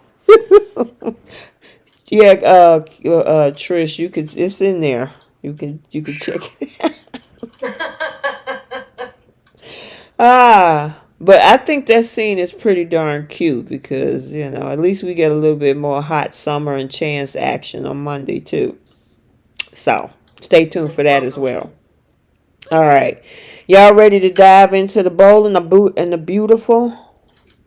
You said Yes, bold in the ma'am. boot? Yep. Shut up, shut up, Bree. Oh my goodness, you're so funny. All right, so here's the summary for the Bold and Beautiful for the week of April 1st through April 5th. Finn defends Hope to Steffy, and Liam thinks Hope can do better than Thomas. Deacon invites Hope and Finn to Sheila's memorial, and Steffy tells her husband not to go, and Beth misses her family. Deacon is weeping for Sheila. Liam tells Steffy Finn has betrayed her by attending the memorial. Liam is surprised Steffi let Finn go to the memorial. And Lauren says good riddance to Sheila as Finn and Deacon say goodbye. And then Deacon discovers Sheila may be alive when he counts all 10 toes intact before the cremation. All right. Da, da, da. Yeah, exactly. Okay. So, we didn't get no RJ and Luna this week, did we? Yes, we did. Mm-hmm. Yes, we did. They were in that office, and RJ was telling them maybe they got to step up and work together. Oh yeah, that's right. That's right. Oh, let's go ahead and get them I out the chuckled way. at that one. Would you say, Keish? I had a chuckle at that line. Yeah. Them two, I have a feeling them two gonna end up sleeping together again. I mean, look, if you wanted them together in the first place, producers, writers, whatever, y'all should have did that like 3-4 months ago. Didn't even let her get involved with RJ. Yeah. Well, they had to make Zendaya look like the bad guys. I know, right? Ugh. Yeah, that whole story. They shouldn't have even did that. What was the purpose? Unless they're gonna link them pills that Poppy had to what happened with this paternity test, which we're still waiting on. Um, I don't know what was the purpose of having that whole scene happen. It better link to something. What was the whole purpose of making Zende kind of have like this bad boy villain edit when he first started having interactions with RJ? Like he was out to like steal RJ's girl, and it's like now they're buddies. Now they're it's like I'm not sure what they're doing with Zende because now he's just, I don't want to say looking pathetic, but he's looking a little desperate for little Miss Luna. Mm-hmm. And Yeah. for what? Yeah. Mm-mm. What you got to say, Trish? I just I mean, the thing for me is they make this big deal about her virtue, and within 2 nights, she's had 2 different men because she took her mom's mints with alcohol. Mm-hmm. And I don't know, it's like the whole storyline is just it's ridiculous because I get Zende being jealous of RJ working with his granddad. He's the one with the degree, he's the one that did all the studies, he's the one that went into this career purposefully. But that should not have extended to, I mean, he's interloped in their relationship. Mm-hmm. And now this happened. And I'm sorry, but if your cousin was dating someone and that someone wound up in your bed, you need to call your cousin and come get that someone. Mm-hmm. Mm-hmm. I know it's so, but that whole thing just is It's like, just jacked up. I mean, even the part, and I know we discussed this way back when, your girlfriend looks loopy, she's tired. You just let her walk out the door and didn't sit with her, didn't see her to the car. Oh, you gonna be all right? Okay, bye. I mean, y'all, if that would have happened to me, even in my early 20s, my dad would have forbade me to see that person again for Yeah. not making sure I got home safe. Yeah. Or it's 1,000 rooms up in as Bree would call it, the forest of GCAC. Eric GCAC. Yes. The compound, yeah. She didn't even have to leave, even because, of course, nobody knew that she was going to end up over at Zenda's. But just say she didn't. She's all loosey goosey in a ride share? What if she walked around the corner and went the other direction and fell in the pool and drowned? Yeah. That's a valid point. I didn't even think of that. Right. I mean, yeah, it's just the writing just sucked with that whole thing. Big time. Yeah. I mean, there's so many other possibilities that could have went differently, whether he walked her outside and sat with her, whether he took her home with one of the, the Forester drivers or something. You Uber? Lyft? No. And no shots at Uber and Lyft. I know it comes in handy, but we talking about with the show. We read online. Right.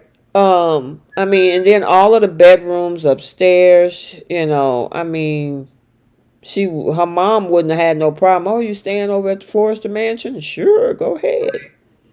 Well, isn't the library right through that door in the living room? Yeah. Wouldn't there be like a teen couch in there, or a chase lounge, or at the very least a long sofa? Mm-hmm. So many options. Yeah, and so kind of to fast forward this, they've been sitting on that secret now for what, 2 months? Well, that was in February, right? It was during it was most of February. Yeah, it's almost 2 months. Yeah, because the Sheila, the whole thing with Steffy was like February 21st. Steffy and Sheila, when Steffy went over there and popped her. So that was the week of the 21st, 27th, something like that. But the majority of February was about RJ and Luna. So they've been carrying that secret for 2 months. And now they're going to be working together. And then we saw the Friday preview for next week where Hope is telling them to work closely together. Doing what? Exactly. Exactly. And that made me laugh because I'm like, she had to beg for Thomas because he was the only one who got her vision. And now she's literally stuck with the few people who have the least knowledge of her vision. Yeah. Mm-hmm.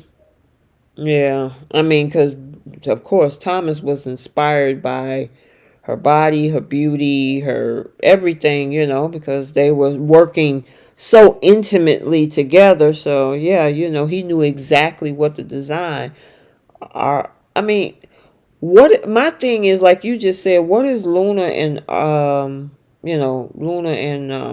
Lord, the Zende, going to be working on? He's the designer. She's an intern. What are they going to be working on? I guess she's going to be trained under him. So she's going to be a new designer, you think? I think that's what her interning is about, because she wants to design. Okay. Because last thing I knew, she was picking up papers and boxes and... Yeah, well, I mean, of course, they probably got their intern doing grunt work, too. Yeah. But isn't that what Eric said to Zende the day after he slept? Oh, yeah, mentor her. Yeah. He sure did. He said mentor her. Yep, you're right about that. So, we'll see where that's going to head. But like I said, and just to put them together, they're going to end up sleeping together and then what, cheat? I don't know. It's going to be interesting, I guess. I just had a little chuckle that RJ is over there talking about we got to step up for hope for the future because Thomas is out of the office. And I'm like, who is we? Because what are you about to do? Like, what are you about to do, sir? I'm still confused on what your talents are. What is your skill level? Mm-hmm. Because you were a social media influencer, so. Right. Like Thomas Forrester, you talking about stepping into his shoes? Well, and RJ didn't actually design anything. He did what he was told. Exactly. Mm-hmm. Like, how much of the ideas that went into Eric's line were your actual ideas and not your grandfather's ideas that you were tracing down on paper? None. So he's more of an artist than a designer. Yeah, he can draw. He can draw. When somebody tells him to draw. Right. Like how deep are those ideas? Like, can you actually come up with one outfit on your own? Mm-hmm. Let alone an entire line. Mm-hmm. Yeah. He needs to be an intern like Luna. And Yeah. even that would be that to me. Even that is too much for him, because that's still giving him a leg up where he didn't earn one or apply. Mm-hmm. I think Jenna just said that in the comments that Zende is the only designer, and Luna and RJ are interns. Yeah, I He agree just with ought to be you. an intern. What'd you say, Keish? I said he just ought to be an intern, but Mm-hmm. they already labeling him a designer over there, which blows my mind. Yeah. I mean, there's a mailroom somewhere. Uh. I'm just saying. I'm just saying. All right. Anything else on those three? Nah. No. All right. We gotta Had talk. enough of them for a while. I know, right? Let's talk about Little Puke. Oh man, the minute he said Finn's name, it's like, did you see the look on Steffi's face? It was like, oh, here we go. Here we go again. I know Keisha was proud of Steffi this week because she gut punched him yesterday. Yeah, she did. Only partly proud. She still gives him too much time. That is true.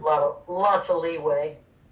Yeah, but when she told him, that's why I love him so much, because of how wonderful he is, and Liam was like, took a double swallow, like, yeah. Yeah, that part did make me happy. That was fun. It's his own fault. I'm like, had you showed up at your own job and not at Steffi, you wouldn't.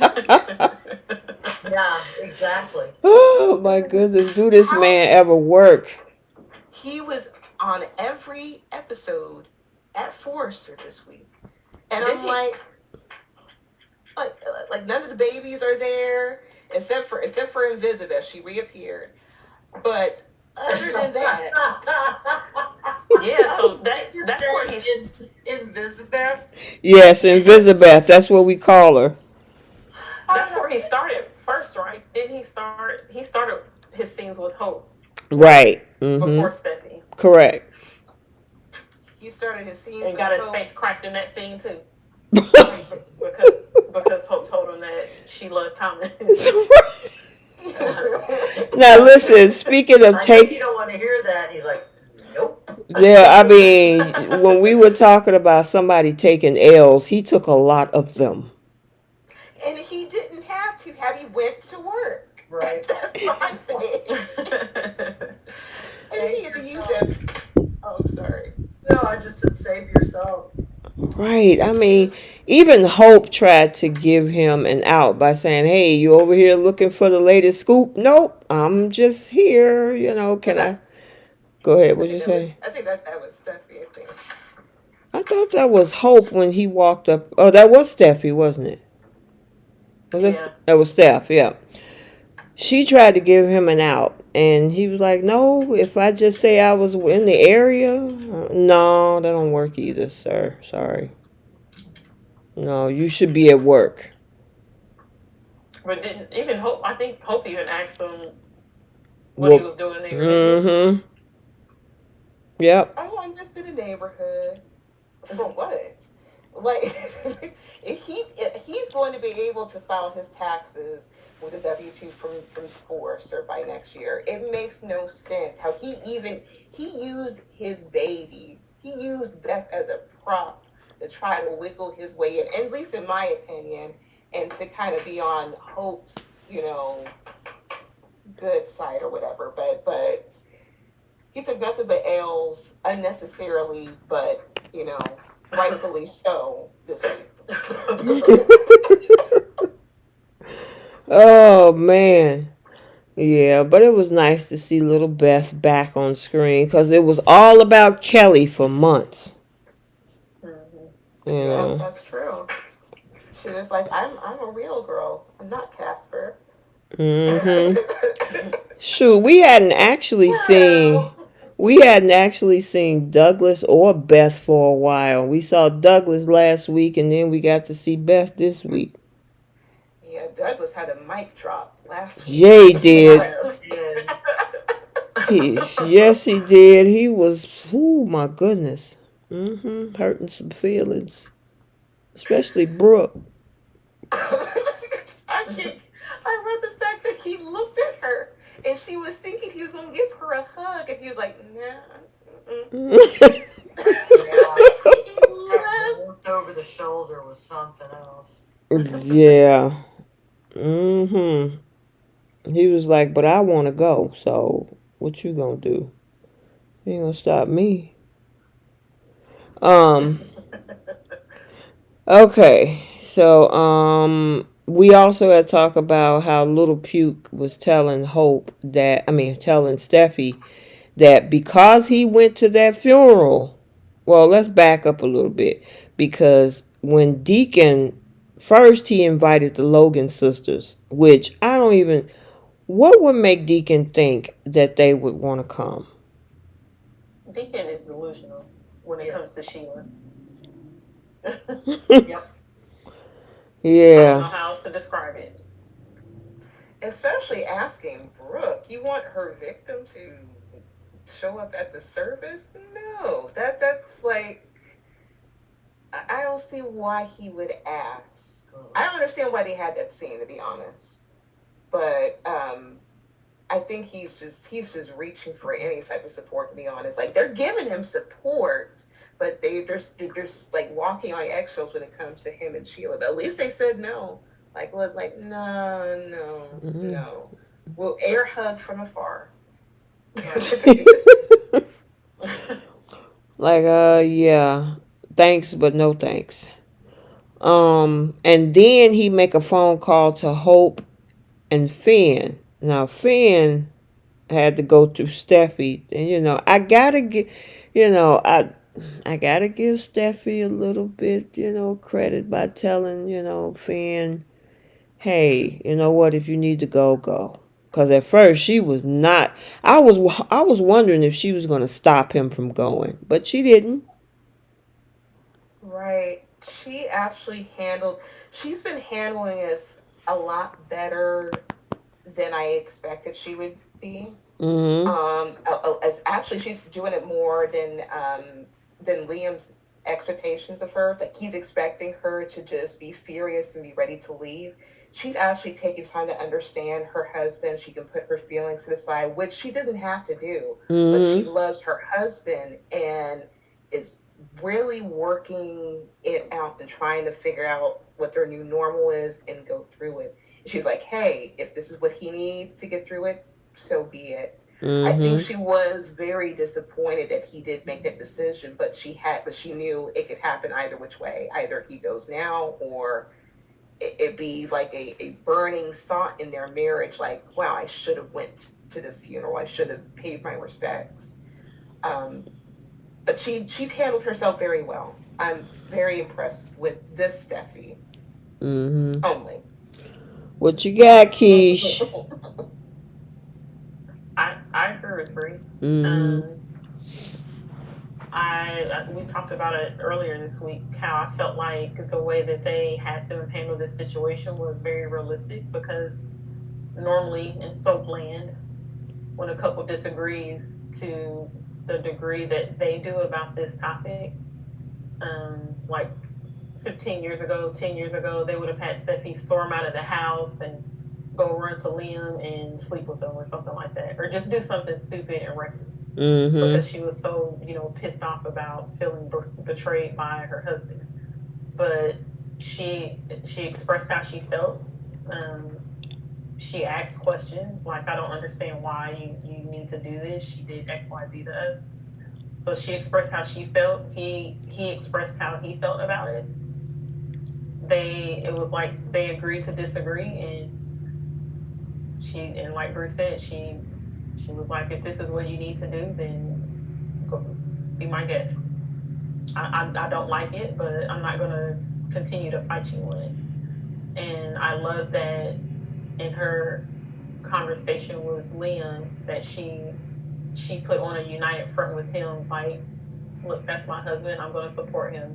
That's what he needs to do. We talked about it and we're good. Mm-hmm. So basically, Liam, mind your business. Yeah. And go to work. Yeah, and go to work. Yeah, it was just interesting how Liam was like, you allowed him to go. What was Hope she? said the same thing to Finn. Sure did. Sure did. I'm surprised she allowed you to come. It's like, what would she would have done? Just say she didn't want him to go. What she do? Lock him in the house? I mean, right. Tie him down? What? This further proves how much of a simp he is. Everyone around him has to go through Steffy. And if there's any form of opinion regarding Finn, they have to go through Steffy. If it's like this man has done, he's dumbed down to the point where Ridge is talking trash about him, Liam's talking trash about him. It's like he has to be coddled at this point by Steffy. And I've never Finn. He's nothing but a simp at this point. Finn So is that's it? Yes, everyone has his expectation that this man it has to like get permission from it. Kind of like what T was saying. Like this man does not need permission to go to his mother's funeral.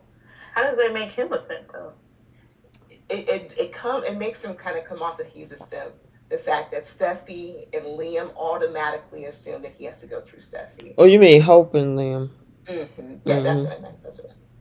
And it's unfortunate. Yeah, I guess what Bree is saying is that his reputation of how he's been moving for the past year or whatever or so, that's why they came to that conclusion, because Steffi usually dictates his movements. Yeah. It's just this one time he decided to go on his own. I guess I disagree with that, because look how many times he's defended Hope to Steffi. He keeps doing it, and he knows that Steffi hates it. That's doing something against what Steffi wishes. And this isn't the first decision about Sheila he's made that Steffi hasn't agreed with. So I guess I don't necessarily agree that he just says yes dear to whatever Steffi says. Like I feel like they have conversations and they talk about things, and just because the times where he does agree and sides with her, I guess I don't necessarily feel like that makes him a simp. It would make him I don't know. I guess I don't see it that way. Well, okay, I don't think agreeing with your wife on something, or even if it was vice versa, if she always agreed with him on something that she truly believes is okay in her eyes, or that they feel like it's what's best for their relationship, I don't necessarily see that as simping, I guess. And I mean, Steffi is a strong personality, so I don't think that has anything to do with Finn. I think that has to do with what their view of Steffi is, because she's type A, like demanding, strong personality. But even Liam's been very condescending when it came to Finn, saying like you need to actually last year before Steffi left for her maternity leave. The fact that they were like telling him to step up, be a man about it, do this, do that, and just the fact that it just made it seem like he's just this weakling or this dead weight for Steffi. And it just makes it seem like they have to go to permission regarding anything. Sorry, let me back up. Anything regarding Finn is like they have to get permission through Steffi to see if it's okay for him to do this. It comes off that way. Where she's like the person that's in charge of that relationship, kind of how Stephanie and Eric are, or it used to be. And I remember when they had the Douglas court battle, Finn didn't want to be a part of that, but he had no choice but to go with what his wife wants, for example. And he does that quite a bit on the show. Yeah, I Was just it that he think, had no choice, or was it that he chose to, that he just chose not to fight her on it because it was her nephew and he wanted to support that decision? It's a toss up with that man. okay, so there's a lot of comments in the comment section, and they're very vocal about it. Some people call Finn a wimp. Throughout this whole marriage, this is Sean. Throughout this whole marriage, Steffy has been telling Finn what to do and who to see. Finn is defined by his relationship with Steffy. It has been like that since Steffy cheated on him with Liam. Finn wasn't allowed to get mad at her at all. That was Kimberly Dupree. Let me see. Finn doesn't have a voice in his marriage. There's people calling Steffy a bully. Finn is a simp with no personality.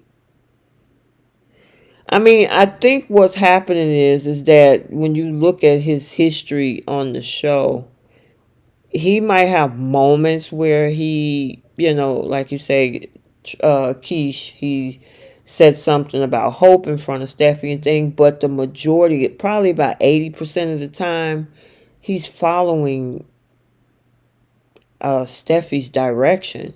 When she tells him who to see, who not to see, don't like this person, like this person, but then there's 20% of him that he does stand up. So I guess the majority tends to outdo the minority. Well, I guess I just don't see what are the examples though? Like, because she's been telling him for years how much she can't stand Hope, and him and Hope are friends, and he defends Hope. And she even said to him that he has a right to feel how he feels about it, and they don't have to agree on anything. She outright said that. It was either today or yesterday, whatever day it was this week. She said, we don't have to agree on this or feel the same way. And if you want to go, you go, but I can't go. I mean, she didn't tell him he couldn't go. She didn't do any of that. She's not happy about it. She has a reason to not be happy about it. She's listed him today. That psychopath shot her mom, or shot Brooke, shot Eric, shot her, shot her husband, burned a house with Lauren in it, and her own mother. I mean, if someone treated me that way, I'd be thrilled if they were completely 6 feet under. Sheila's indefensible. And he still wants to the funeral anyway. Even I know. Though they just, I would never get it. I guess I just don't see where one side completely outweighs the other. I guess if people are just using the example of she cheated on him in the very beginning stages of their relationship, and he just accepted it and didn't get angry at her. Okay, that's one example. So is that just going to be? Is he going to be held to that one decision that he made for the rest of their relationship because he chose to forgive her and move on, or? Dazwag Jack said Finn sits when Steffi asks him to sit. I mean, people are basically they're just throwing insults out about the type of person they feel like Finn is, but Finn went to the funeral when she didn't want him. She preferred him not go. Finn is friends with Hope when she absolutely hates Hope. Finn has consistently defended Hope to Steffi when she has expressed how much pain and how annoyed she is by this woman. He still defends her and tries to tell her can you see it from her side, blah, blah, blah. Like, there's been multiple situations with Sheila where he has done the opposite of what Steffi would have wanted him to do. Yeah. So I don't know. I guess I just feel like because her and Finn don't argue and don't butt heads, and he doesn't yell at her or try to put her in her place when they do disagree, that he's looked at as a simp and he just follows whatever she's. And I guess I don't see the real examples of him just saying whatever Steffi wants or doing whatever Steffi wants versus the times that he has done the complete opposite. Yep.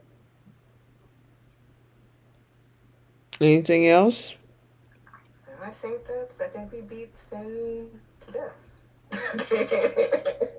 To me, it just feels more like people either don't like Finn, and that's just how they want to categorize him, or they don't like Steffy, and they just want to call Steffy a bully.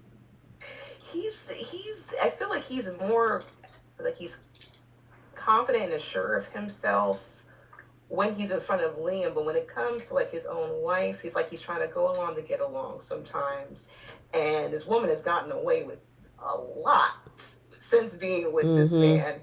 So that's why when people ask, like, well, I'm surprised you got permission to do that. He's allowed so much to happen. Correct. Because they're bringing that up for a reason. For them to say, wow, Steffi actually allowed you to come out the house, I mean, that's because, there's some instances where he do make some choices, but, he had to go through that whole paternity test and all of that, and, I mean, and he's still there, I mean, and Liam keep coming around, all this sort of type of stuff, and yes, lately, after Jacqueline came back, she's been putting Liam in his place, but we still got 2 kisses that she's still sitting out there on that she felt that she do not need to tell him about. But Finn doesn't know that. So I know. That goes against his character. Well, I'm talking about her right now. She don't even feel that she need to have to tell him about what's going on. There's a level of respect there or not. I don't know. It's just a weird dynamic. And some people are in the chat are calling their relationship toxic.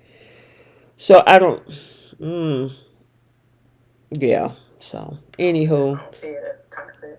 I mean, if Finn is a simp for accepting the cheating that Steffi did in like the first however many weeks of their relationship, then Liam is sent. Oh, absolutely. We're just like, the entire show. Everybody on that show is a simp for that matter. Well, because Steffi has done the same with Liam. Hope has done the same with Liam. Yes. Has accepted. The only person I can say on either show that's not a simp is Victor. Adam is even a simp. Adam simped through that whole thing with Sally last year. Knowing that, and both of them, they just, anyway. We gotta talk about this funeral. And, Deacon loved that woman. I can't take Deacon serious. You don't take Deacon serious? I can't take him serious. Why? I don't know. That relationship in general, watching Sheila basically diss Deacon for Bill when she thought Bill was going to take care of her, when she knew how Deacon felt about her. And she was like, well, I'm sorry, Bill's got more of this and this and this, and he can do more for me. I love you, but I'm going to stay over here with him because this is what's better for my lifestyle. Yeah. I just couldn't take that relationship serious. Nope. It was serious enough for him. It kept him out of trouble. He was able to focus on his business, and he had something nice and warm ready for him when he got home, like a plate of like a meal or something. Not her 9 toes, but Shoot, she had a whole nurse outfits and all this other stuff they was doing. I liked her more out of trouble than it did him. He was already doing fine. I think it benefited them both, and I think he was just happy. He made peace for himself after being in jail for forever and just all the petty crimes back and forth. He was just happy he had his peace, and it's unfortunate that it's unfortunate that he was with Sheila, because I was happy that he was happy that he kind of had like some peace regarding his storyline, but he couldn't expect the people to really show up to that funeral. I was surprised he even had it at a restaurant. He could have had it in the closet. Just in the closet. Yeah, that's pretty disgusting. Yeah, I mean, yeah. And then he had bottles of water and snacks, and like it was gonna be 50 people up in there. I'm like, dude, you wasting some food. But Everybody was looking back and forth at each other, like, I guess that's it. No one mm, else is coming. Okay, no mm-mm. problem. But And he knew that. you know what, it would have been nice if the writers actually, if this was technically Sheila, had her kids there, all of them. You know what I mean? That would have been nice to see. Ryder, Daisy, Diana, Mary, and then of course Finn. Yep, I thought that would have been interesting. I've seen some places on social media where they were saying, "Oh, they should have brought their kids in," brought her kids in or whatever. But, I mean, it would have made sense mm-hmm. for him to, at the very least, acknowledge like why the other kids. They haven't really even had Finn acknowledge that he's got siblings. Nope. Right. He's never expressed like any curiosity to having siblings. As far as he's the only child. And the interesting thing is that right before that fight that they had at Deacon's house when Steffy went over there, she told Steffy, "I have kids." Remember that? Yeah, that was the first time that she mentioned anything about her kids. Yep. Since she's been back. Exactly. She didn't just say Finn. She said, "Look, I have other kids." So, I was hoping that, okay, why did you say that? Maybe they can incorporate that. Who knows? Maybe they will later down the road, but that would have been interesting as well. The other thing is some people were talking about Hope when she was talking to Finn, how her chest was all open. Yeah, I did. I was like, so who dresses like this for a funeral? It's like you have all of the cheap out and you say you wanted that, be there for your father. Okay. I didn't, the conversation that she had with Liam in that office told me everything that how she is going to try to slowly worm her way in to Finn's life and try to make things hell for Steffy. That's immediately what I thought. And I'm like, we know she loves a flannel. We know she loves curtains. She loves tablecloths. The fact that she wore that as if she was dressing for Finn, as she was dressing for Thomas for Finn, that speaks volumes to me. Yeah, to be fair, she Mhm. hasn't dressed in the tableclothy type wear since her and Thomas have been together. So it's not like this was the first time she's, worn something like this. And that top, as a matter of fact, the little top she had on under it was a top that she had on under that one dress when they had opposite sex. Yes. That long black and white dress. And that she put on over that. It was like this onesie thing, that one piece, but the cheap sheets were out, and for who? The one say Hope is trying to be Audra. And failing, because at least Audra is making it work for her some way, somehow. But the interesting thing is, because Bree, I remember, was it you? Yeah, it was you. When we were talking in the chat the other day, you were talking about her outfit, and I was like, oh, I think she just came to work with that, right? And then it was there. It was a little open, but not as open as it was when she was sitting across from Finn. Yep. You could see the curves in her breast on each side. And I'm like, what is she trying to do? And then Finn come back like, I think you need to get back with Liam. That was so funny. That is not. She did not expect that. No. In his mouth. Do you think that she was actually trying to low-key, flirt? I don't. No? Yes. Okay. I don't think she was. Bree said yes. I really do. You really think she was? Yes, absolutely. I didn't see it. The thing from last week, they stressed that that Hope was going to get back at Steffy for breaking up her family, quote unquote. So I feel she would not have worn that and chose to stick around, linger around this man, unless she knew she was going to have that opportunity to build some sort of like chemistry, flirtation, whatever the case is. And he kind of like, threw a grenade at her. It's like, oh, get back with Liam. It's like, nobody wants that. But she was presenting herself as if, she's an option for him, is how she presented herself.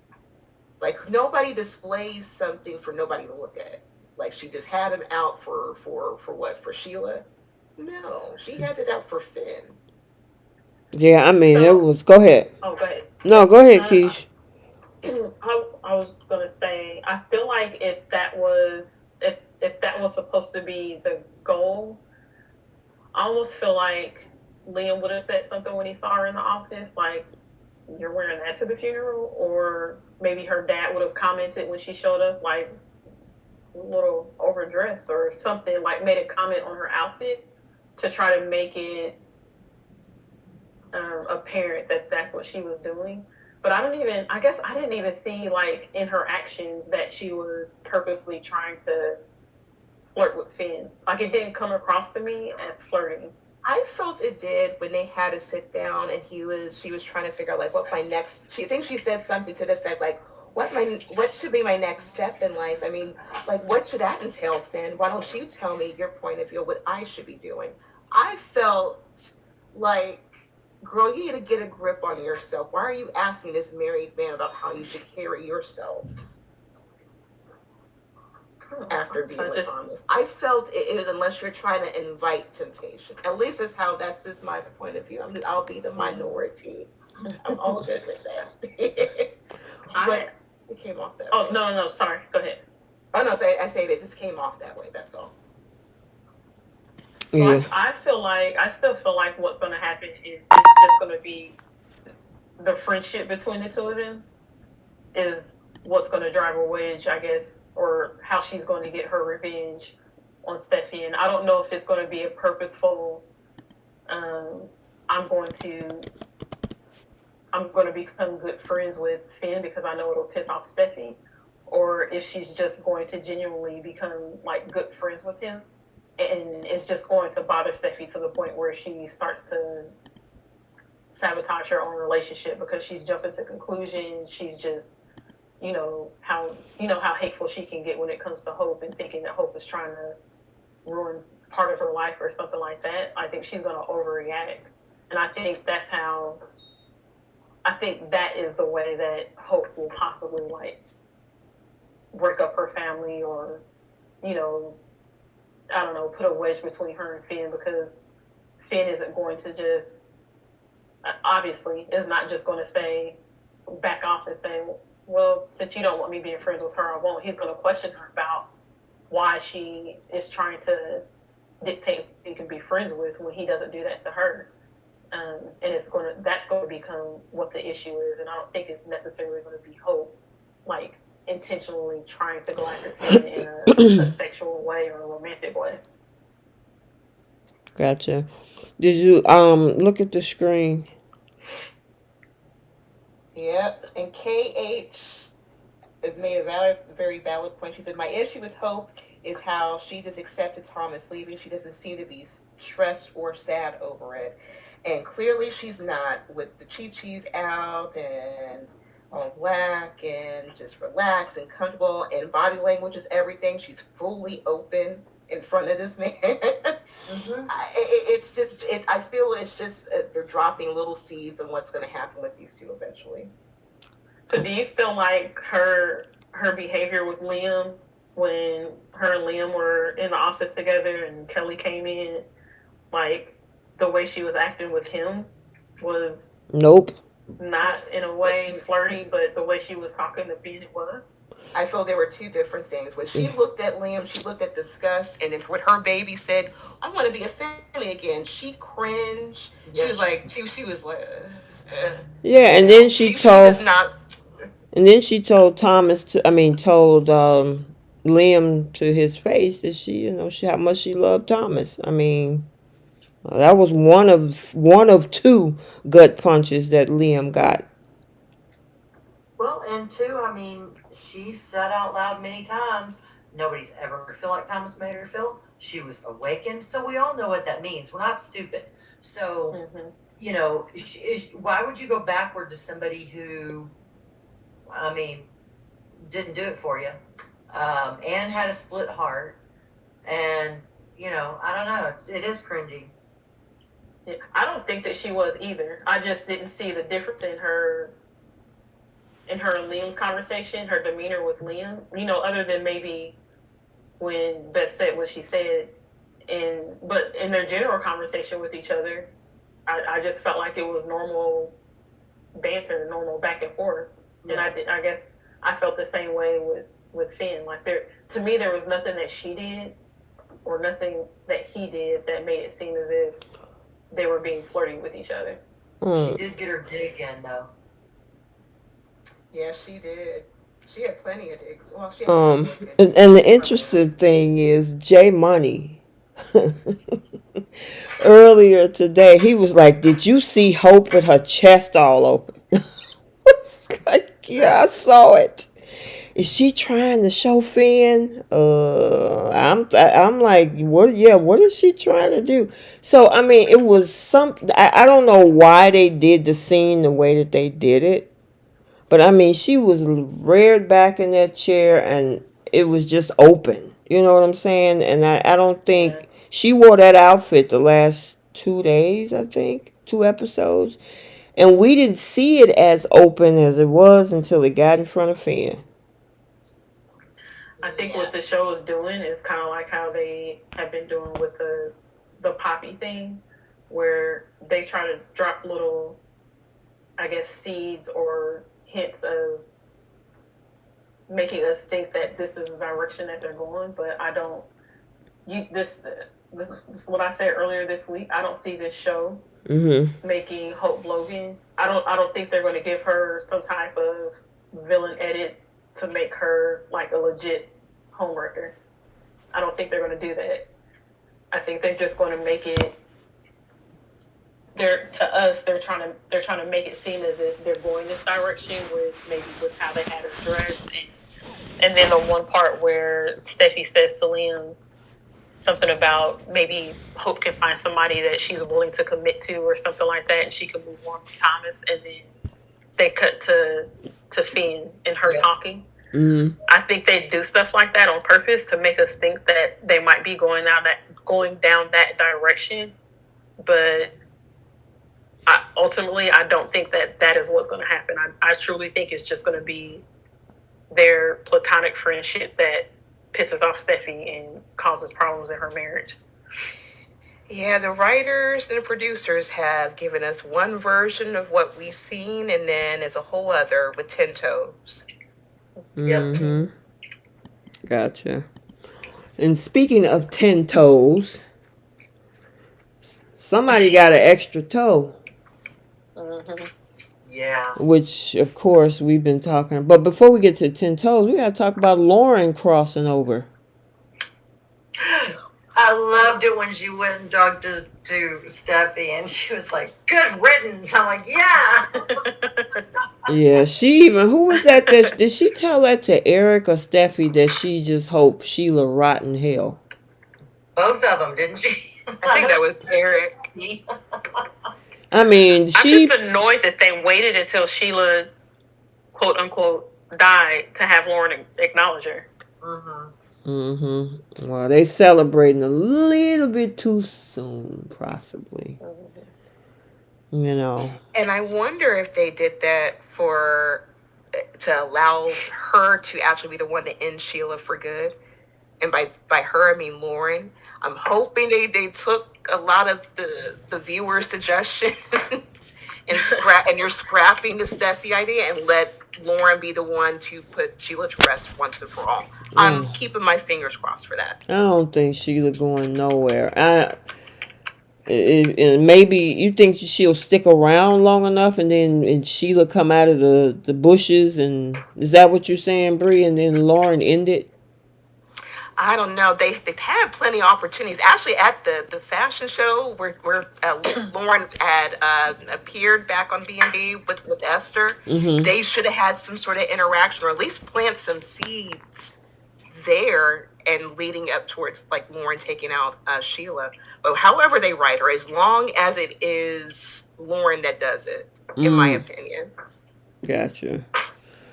Yep. Well, now he just had to. He wanted to go to the crematorium, and he wanted to be the one to push the button, and That was I've a bit much for me. yeah, it was. I'm like, Yeah, oh that was a my little god, strange. that was strange. Like, Cause the was that guy, normal? I don't know. I don't know. That was like, you want to push the button? Okay. I couldn't do that, and I had to do that for my mom. I couldn't be the one to push the button. That's a bit much, but I mean, he shows that he was really 10 toes down for his girl. Yeah. Now, what was weird to me was the cover moving off of her feet. What? That was the wind burst from the flame. Oh, okay, gotcha. Yeah. Okay. Uh-oh. Who we lose? We lost Keish. Oh, Keish. I guess She'll she'll probably pop pop back back in. Mm-hmm. Yep, and then Deacon saw 10 toes and he was trying to stop it. I mean, well, why do you think he was trying to stop it? To just see maybe who this Verify. is? What am I seeing? How is this happening? Right. Who is that? Where is she? What is going on? I mean, it's like you're literally doing this little piggy at that point. So, don't they normally do like toxicology tests and stuff? That was my next thing. And like, didn't they say like a coroner verified that it was her? And they reached out to Carter and said like, oh, it's Sheila. That everything matches. And yeah, and not only that, when any time someone has been in prison and they die in a violent manner, there's a full-blown autopsy, and they check everything from missing teeth to tattoos, scars. I know somebody that when they left prison, they had a birthmark on their face, and they wanted to have plastic surgery or some type of surgery to remove the birthmark. And the actual prison system would not allow them to do so because it was a marking characteristic. Okay, so what this is sloppy writing.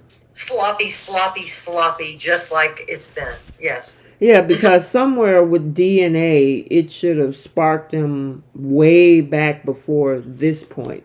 Mm-hmm. It shouldn't have been the toes to determine that, wait a minute, this ain't who we think it is. Right. Keish. You're back. Did you go away and come back? I'm back. Yeah. So I turned off my earbuds, and I guess when I turned my earbuds off, it disconnected my audio. Oh wow, okay. Well, not my audio, the mic. Well, we're glad you're back. I'm back. Okay, so now this leaves us with a lot of questions. Is Sheila pulling a Phyllis by lurking around watching to see? Because, I mean, could she be somewhere watching Finn grieve over her? Now, Keish was saying that all those visions that he was having of Sheila. Remember you were saying that early, Keish? Yeah. I wish that they would have had Sheila like popping up in windows and stuff instead of going this however many weeks it's been since she's been dead, and having Finn just have random visions. It should have been her popping up in windows, or like him seeing her out in public or something like that. Mm-hmm. Him and Steffy both thinking they're losing their minds. Mm-hmm. I agree with that. But maybe that's what's coming up. Now that they think she's gone, it's probably going to be a gaslighting situation. Yeah, I hope so.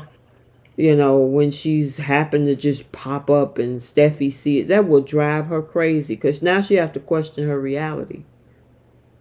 So I wonder what was Sheila's explanation be? Like, what was her end game with this? What was pretending to be dead going to do for her?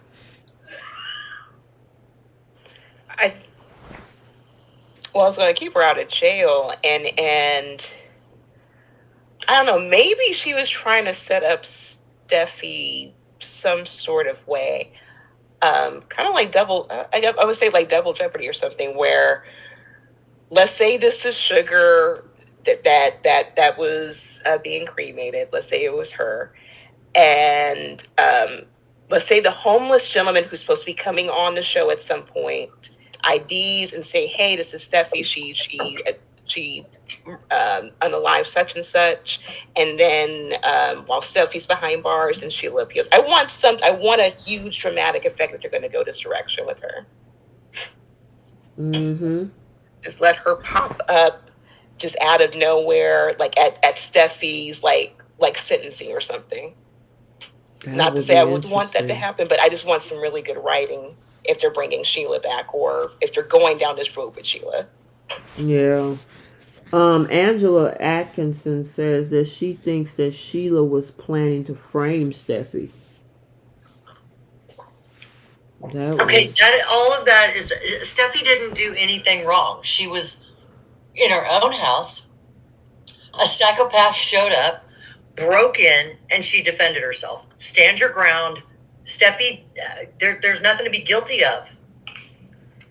And then how would she bring herself back and explain that, you know what I mean? Like, even if she was trying to frame her, how was she able to explain this other person that had her face and letting everybody think that she was dead? Yeah, it's going to depend on the writing. I'm curious to figure out what direction they're going to take this in. You know what I mean?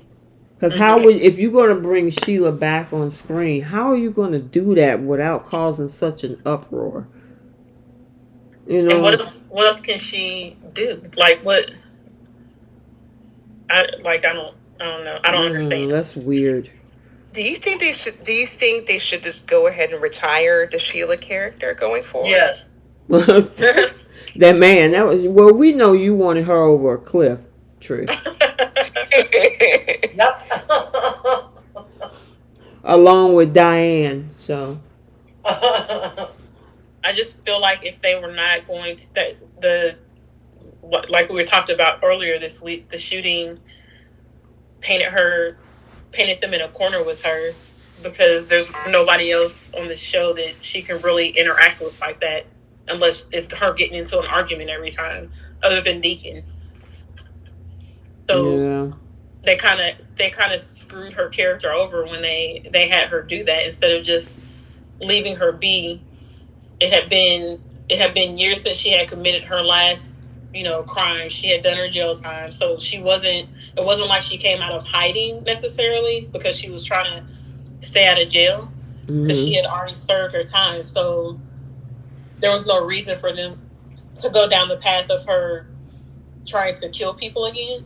They could have just had her. They could have kept up with the bottle switching, which is still horrible because Brooke she's an alcoholic, but something that was less violent, I guess, just had her be a nuisance in some way. It didn't need to be violent stuff because now it's like there's only so much you can do with her with that small cast.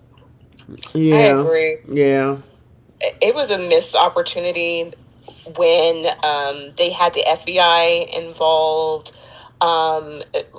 When Bill and Rich had the FBI involved and that went nowhere, I would have been perfectly fine seeing Bill and Sheila just making everyone's lives miserable just by acting like a regular couple. And then she's over there at Spencer Publications saying, "Lee and I can do your job." Like, I wanted to see them go in a different direction instead of like the horror movie edit that they do with Sheila, because Kimberlyn Brown is a talented actress.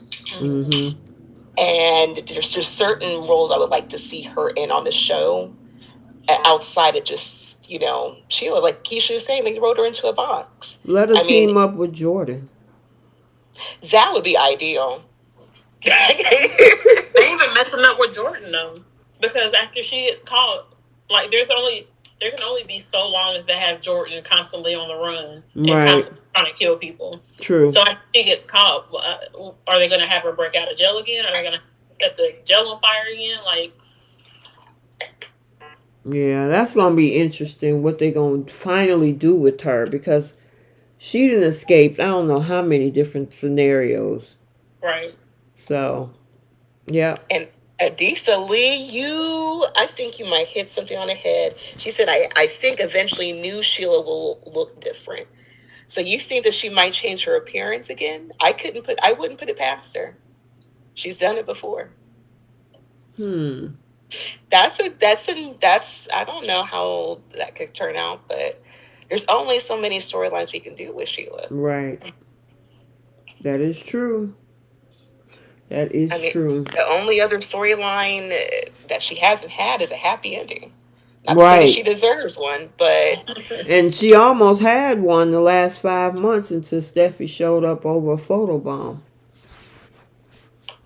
Because she was living her life. She was working. She had a boyfriend. She had friends at the, at work or whatever. So Steffi showing up, that was all a hot mess, but she chose to go over there, or whoever that was, chose to go over there, chose to break into a locked house during a blackout, chose to come at her. Well, Sheila did. Well, wait a minute. Wait, Sheila didn't retaliate then. That was somebody else. Exactly.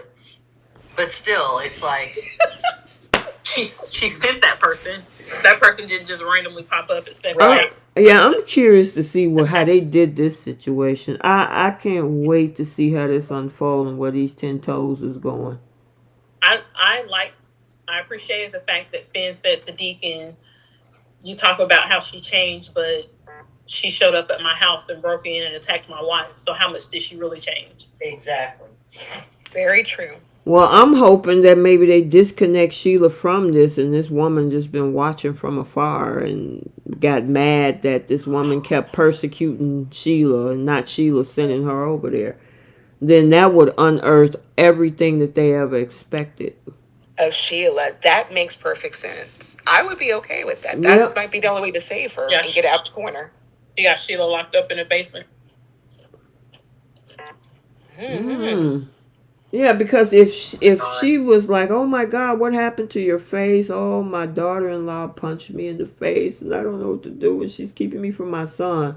And this woman disappeared, because remember, she was sitting in the trenches talking about you die tonight, Steffi, or whatever it was. Remember, she was in the bushes? Yep.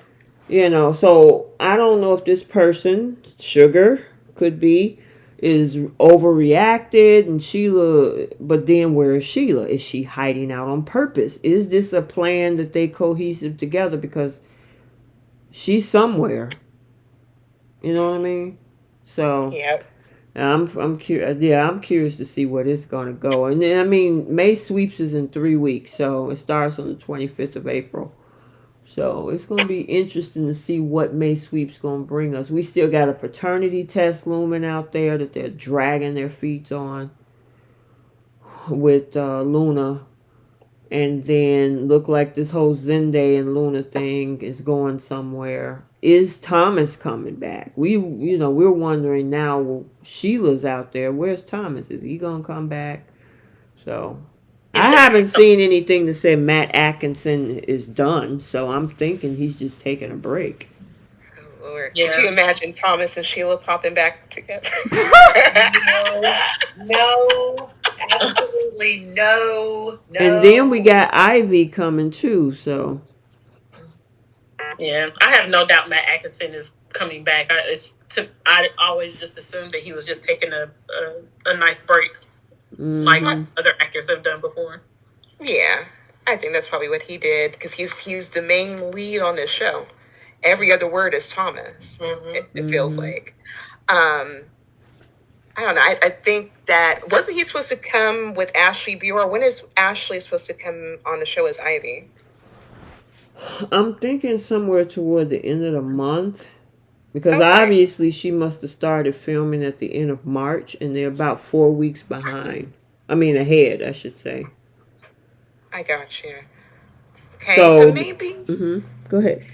I don't know, so maybe get to see him a little bit sooner rather than later. But if he's taking a vacation, he'll be fine. Like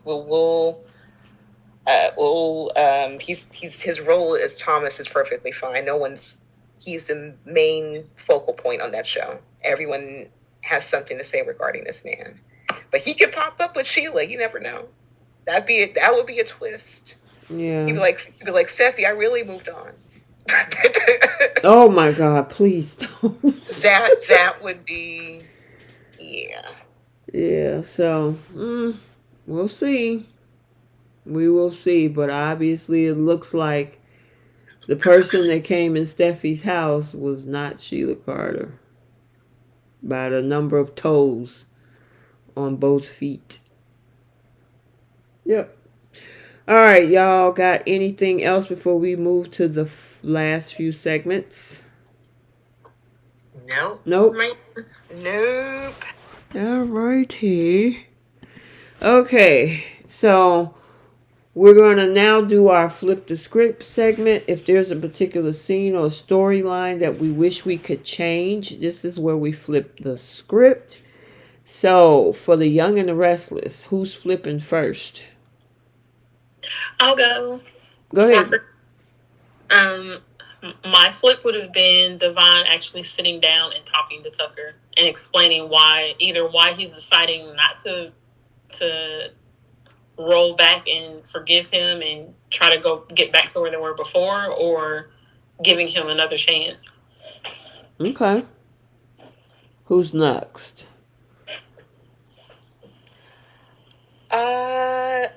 I'll go. Mm-hmm. I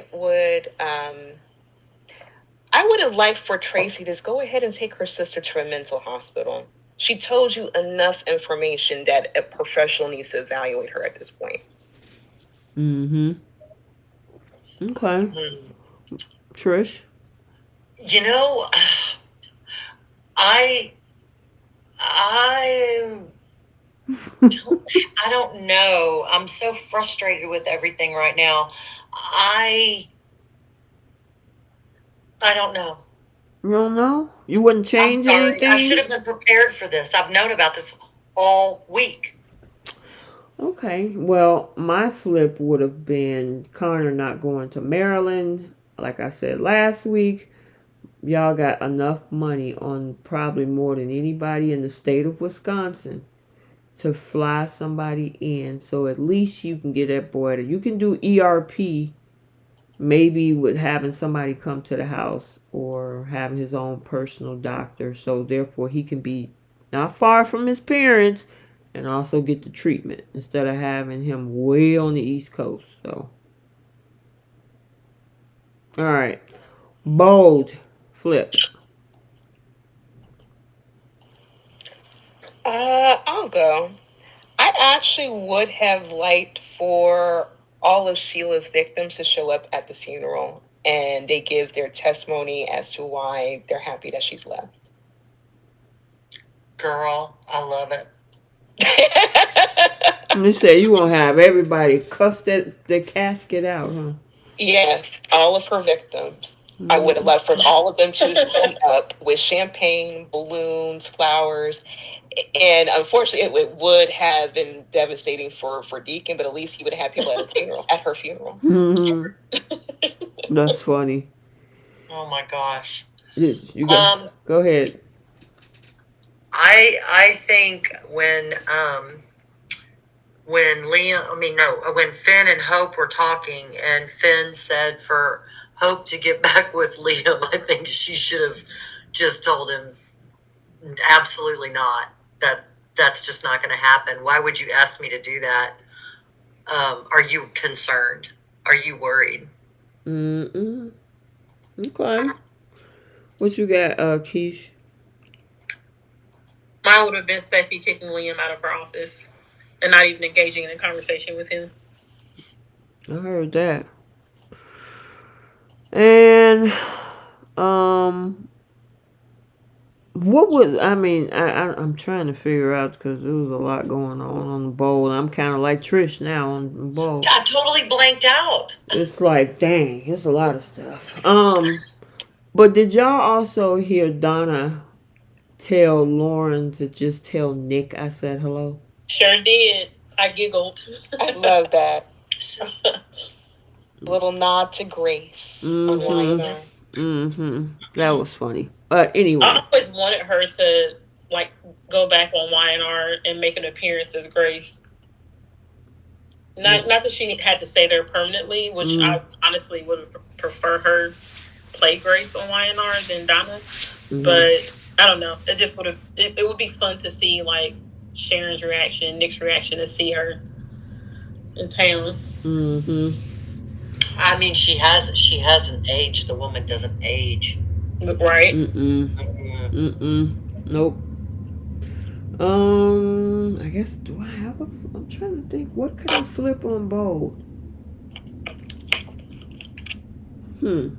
Maybe just, Hope close up her jacket in the front, you know. Wardrobe check. We're having a malfunction over here. Now listen, if Thomas was sitting there, I could see that. You know, to be like, yeah, you know, you're gonna get some of this later, right? Yeah, baby.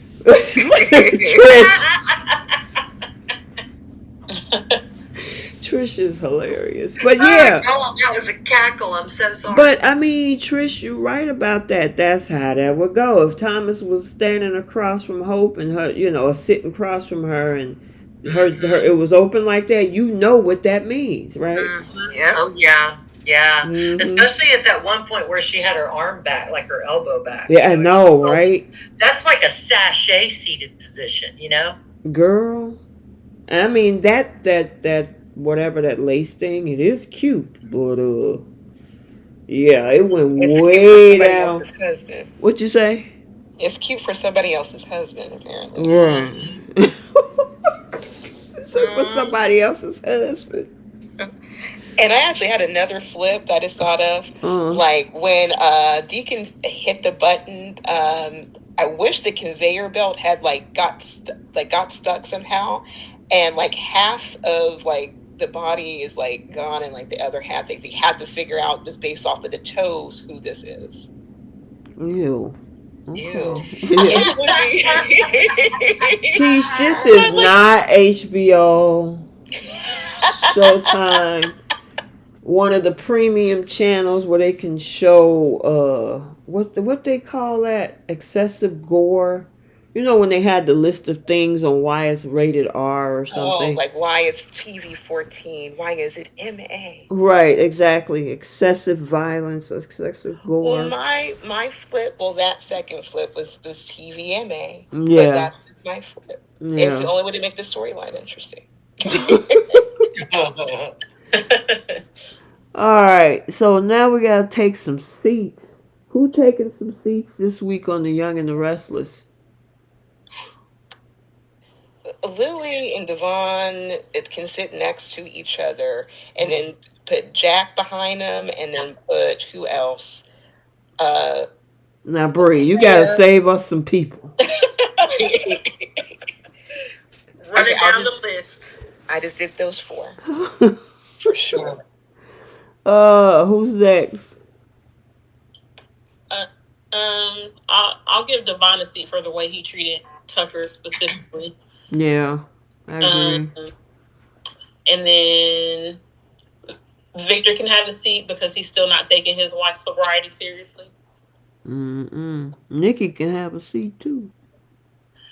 So I was going to say Nikki, but I mean, what she's got is a disease.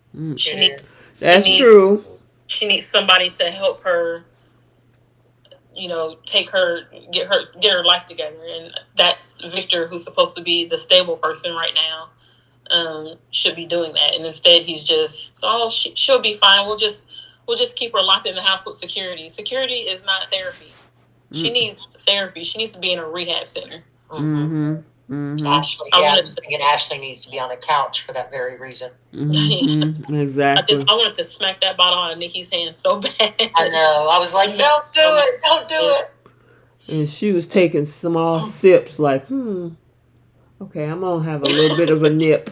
Just a little bit. Yeah. My seats are going to Chance and Billy for ragging on Adam. Oh, yep, that was what I was gonna say. Yeah, I agree. They got on my nerves with that, talking about, oh, he's going to be the whole problem. Why? That's his son. He got a right to feel the way. He's going through some things. His child is struggling. Leave him alone. Meanwhile, Billy is never around his children. Aren't they at some boarding school or something? Didn't Victoria ship them off? They on spring break for. Remember, she was saying they gonna come home after spring break. Where did they go, to camp? They in spring break for a year. We haven't seen these kids. Proverbial spring break. They're on a year's break. Oh my goodness. I know I said two of yours, Trish. Did you have anybody else, or did you want to No, say? because I think everybody hit them all. Yeah, I think we're good. Okay, gotcha. Yeah. All right, bold. Liam. Yeah, Liam can have a seat for sure. In his own office chair. I mean. Right.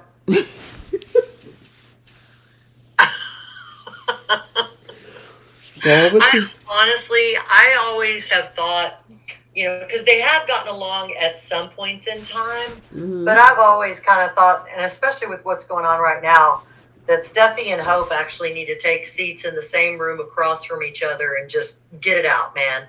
Just get it all out, spew it all out, and just be done with it. I agree. I'm over the infighting. Anybody else got some seats? RJ. Oh, yeah.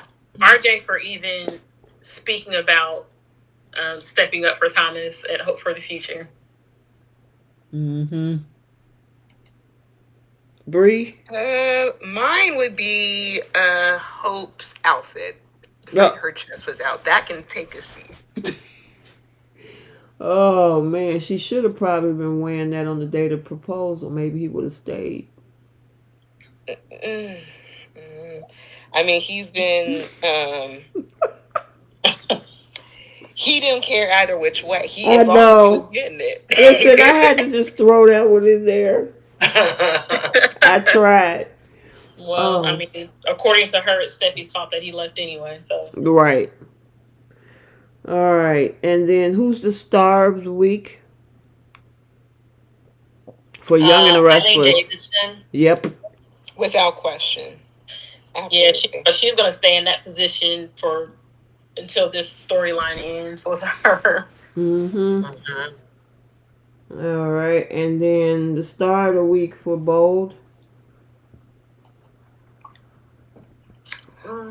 That's tough. I'm actually going to give it to Sean Keenan, who plays Deacon. As overly dramatic it was for all this for Sheila, the fact that he was able to go like his emotional level, I will give him credit. He's once again another talented actor. Okay. I agree with that one. I'm with Bree. Okay, what about you, Trish? I got to agree. Okay. I'll give it to him, but I was going to give those 10 toes the star of the week, because that just threw everybody like... Just the 10 toes? We're giving the hooves an award now. All right, so was there anything else? Did we miss anything? Anything that came to mind before we close up the show? It was a blast to watch this week. I'm sorry. I didn't mean to interrupt. Oh, no, you're fine. I was gonna say one more thing. I just wanted to add that I saw people, I guess, ragging on Finn because of that conversation between him and Hope, and them saying that he's manipulating her, trying to talk her into going back to Liam. And it's like, the man gave his opinion, but he also said, only you know what you want. So I guess I don't see how people were trying to say that. I get that. I get them saying that he's doing it for his own good because, of course, Liam and Hope together is going to get Liam out of his hair. But at the end of the day, he still said, "This is your decision. Basically, you know what you want." So it's not like he was in there like, yeah, you got to go take him back. You got to go talk to him. You got to beg him to take you back. Like, people were being a little dramatic about that. Mm-hmm. Yeah, I saw it. Yeah, that's pretty interesting. I agree. J Money came up in here, like as he strolled in a little bit late. And he did say, Bree, that you were kind of morbid about burning half of the body. So. Hey man, that's a crispy critter right there. Crispy critter. Oh, y'all are a hoot. We have some fun up in here, I tell you. Yeah. All right, so yeah, stay tuned for the spoilers for the week of April 5th through April 9th. We kind of dropped a couple of the whole DID story with Ashley talking to her alters, ordering them around. We got Lily getting real petty next week about Daniel's game. And then, of course, Deacon is freaking out about them toes. And then look like Hope got Luna and Zende working even more closer together. So, yeah, exactly. Trying to stay for struggling lion. Girl. Because without Thomas, it's a struggle. I know, right? All right, you guys, that is all. Make sure on your way out, hit that like button, and also make sure you subscribe to the channel. And until next time, we'll see you guys later. Bye. Bye.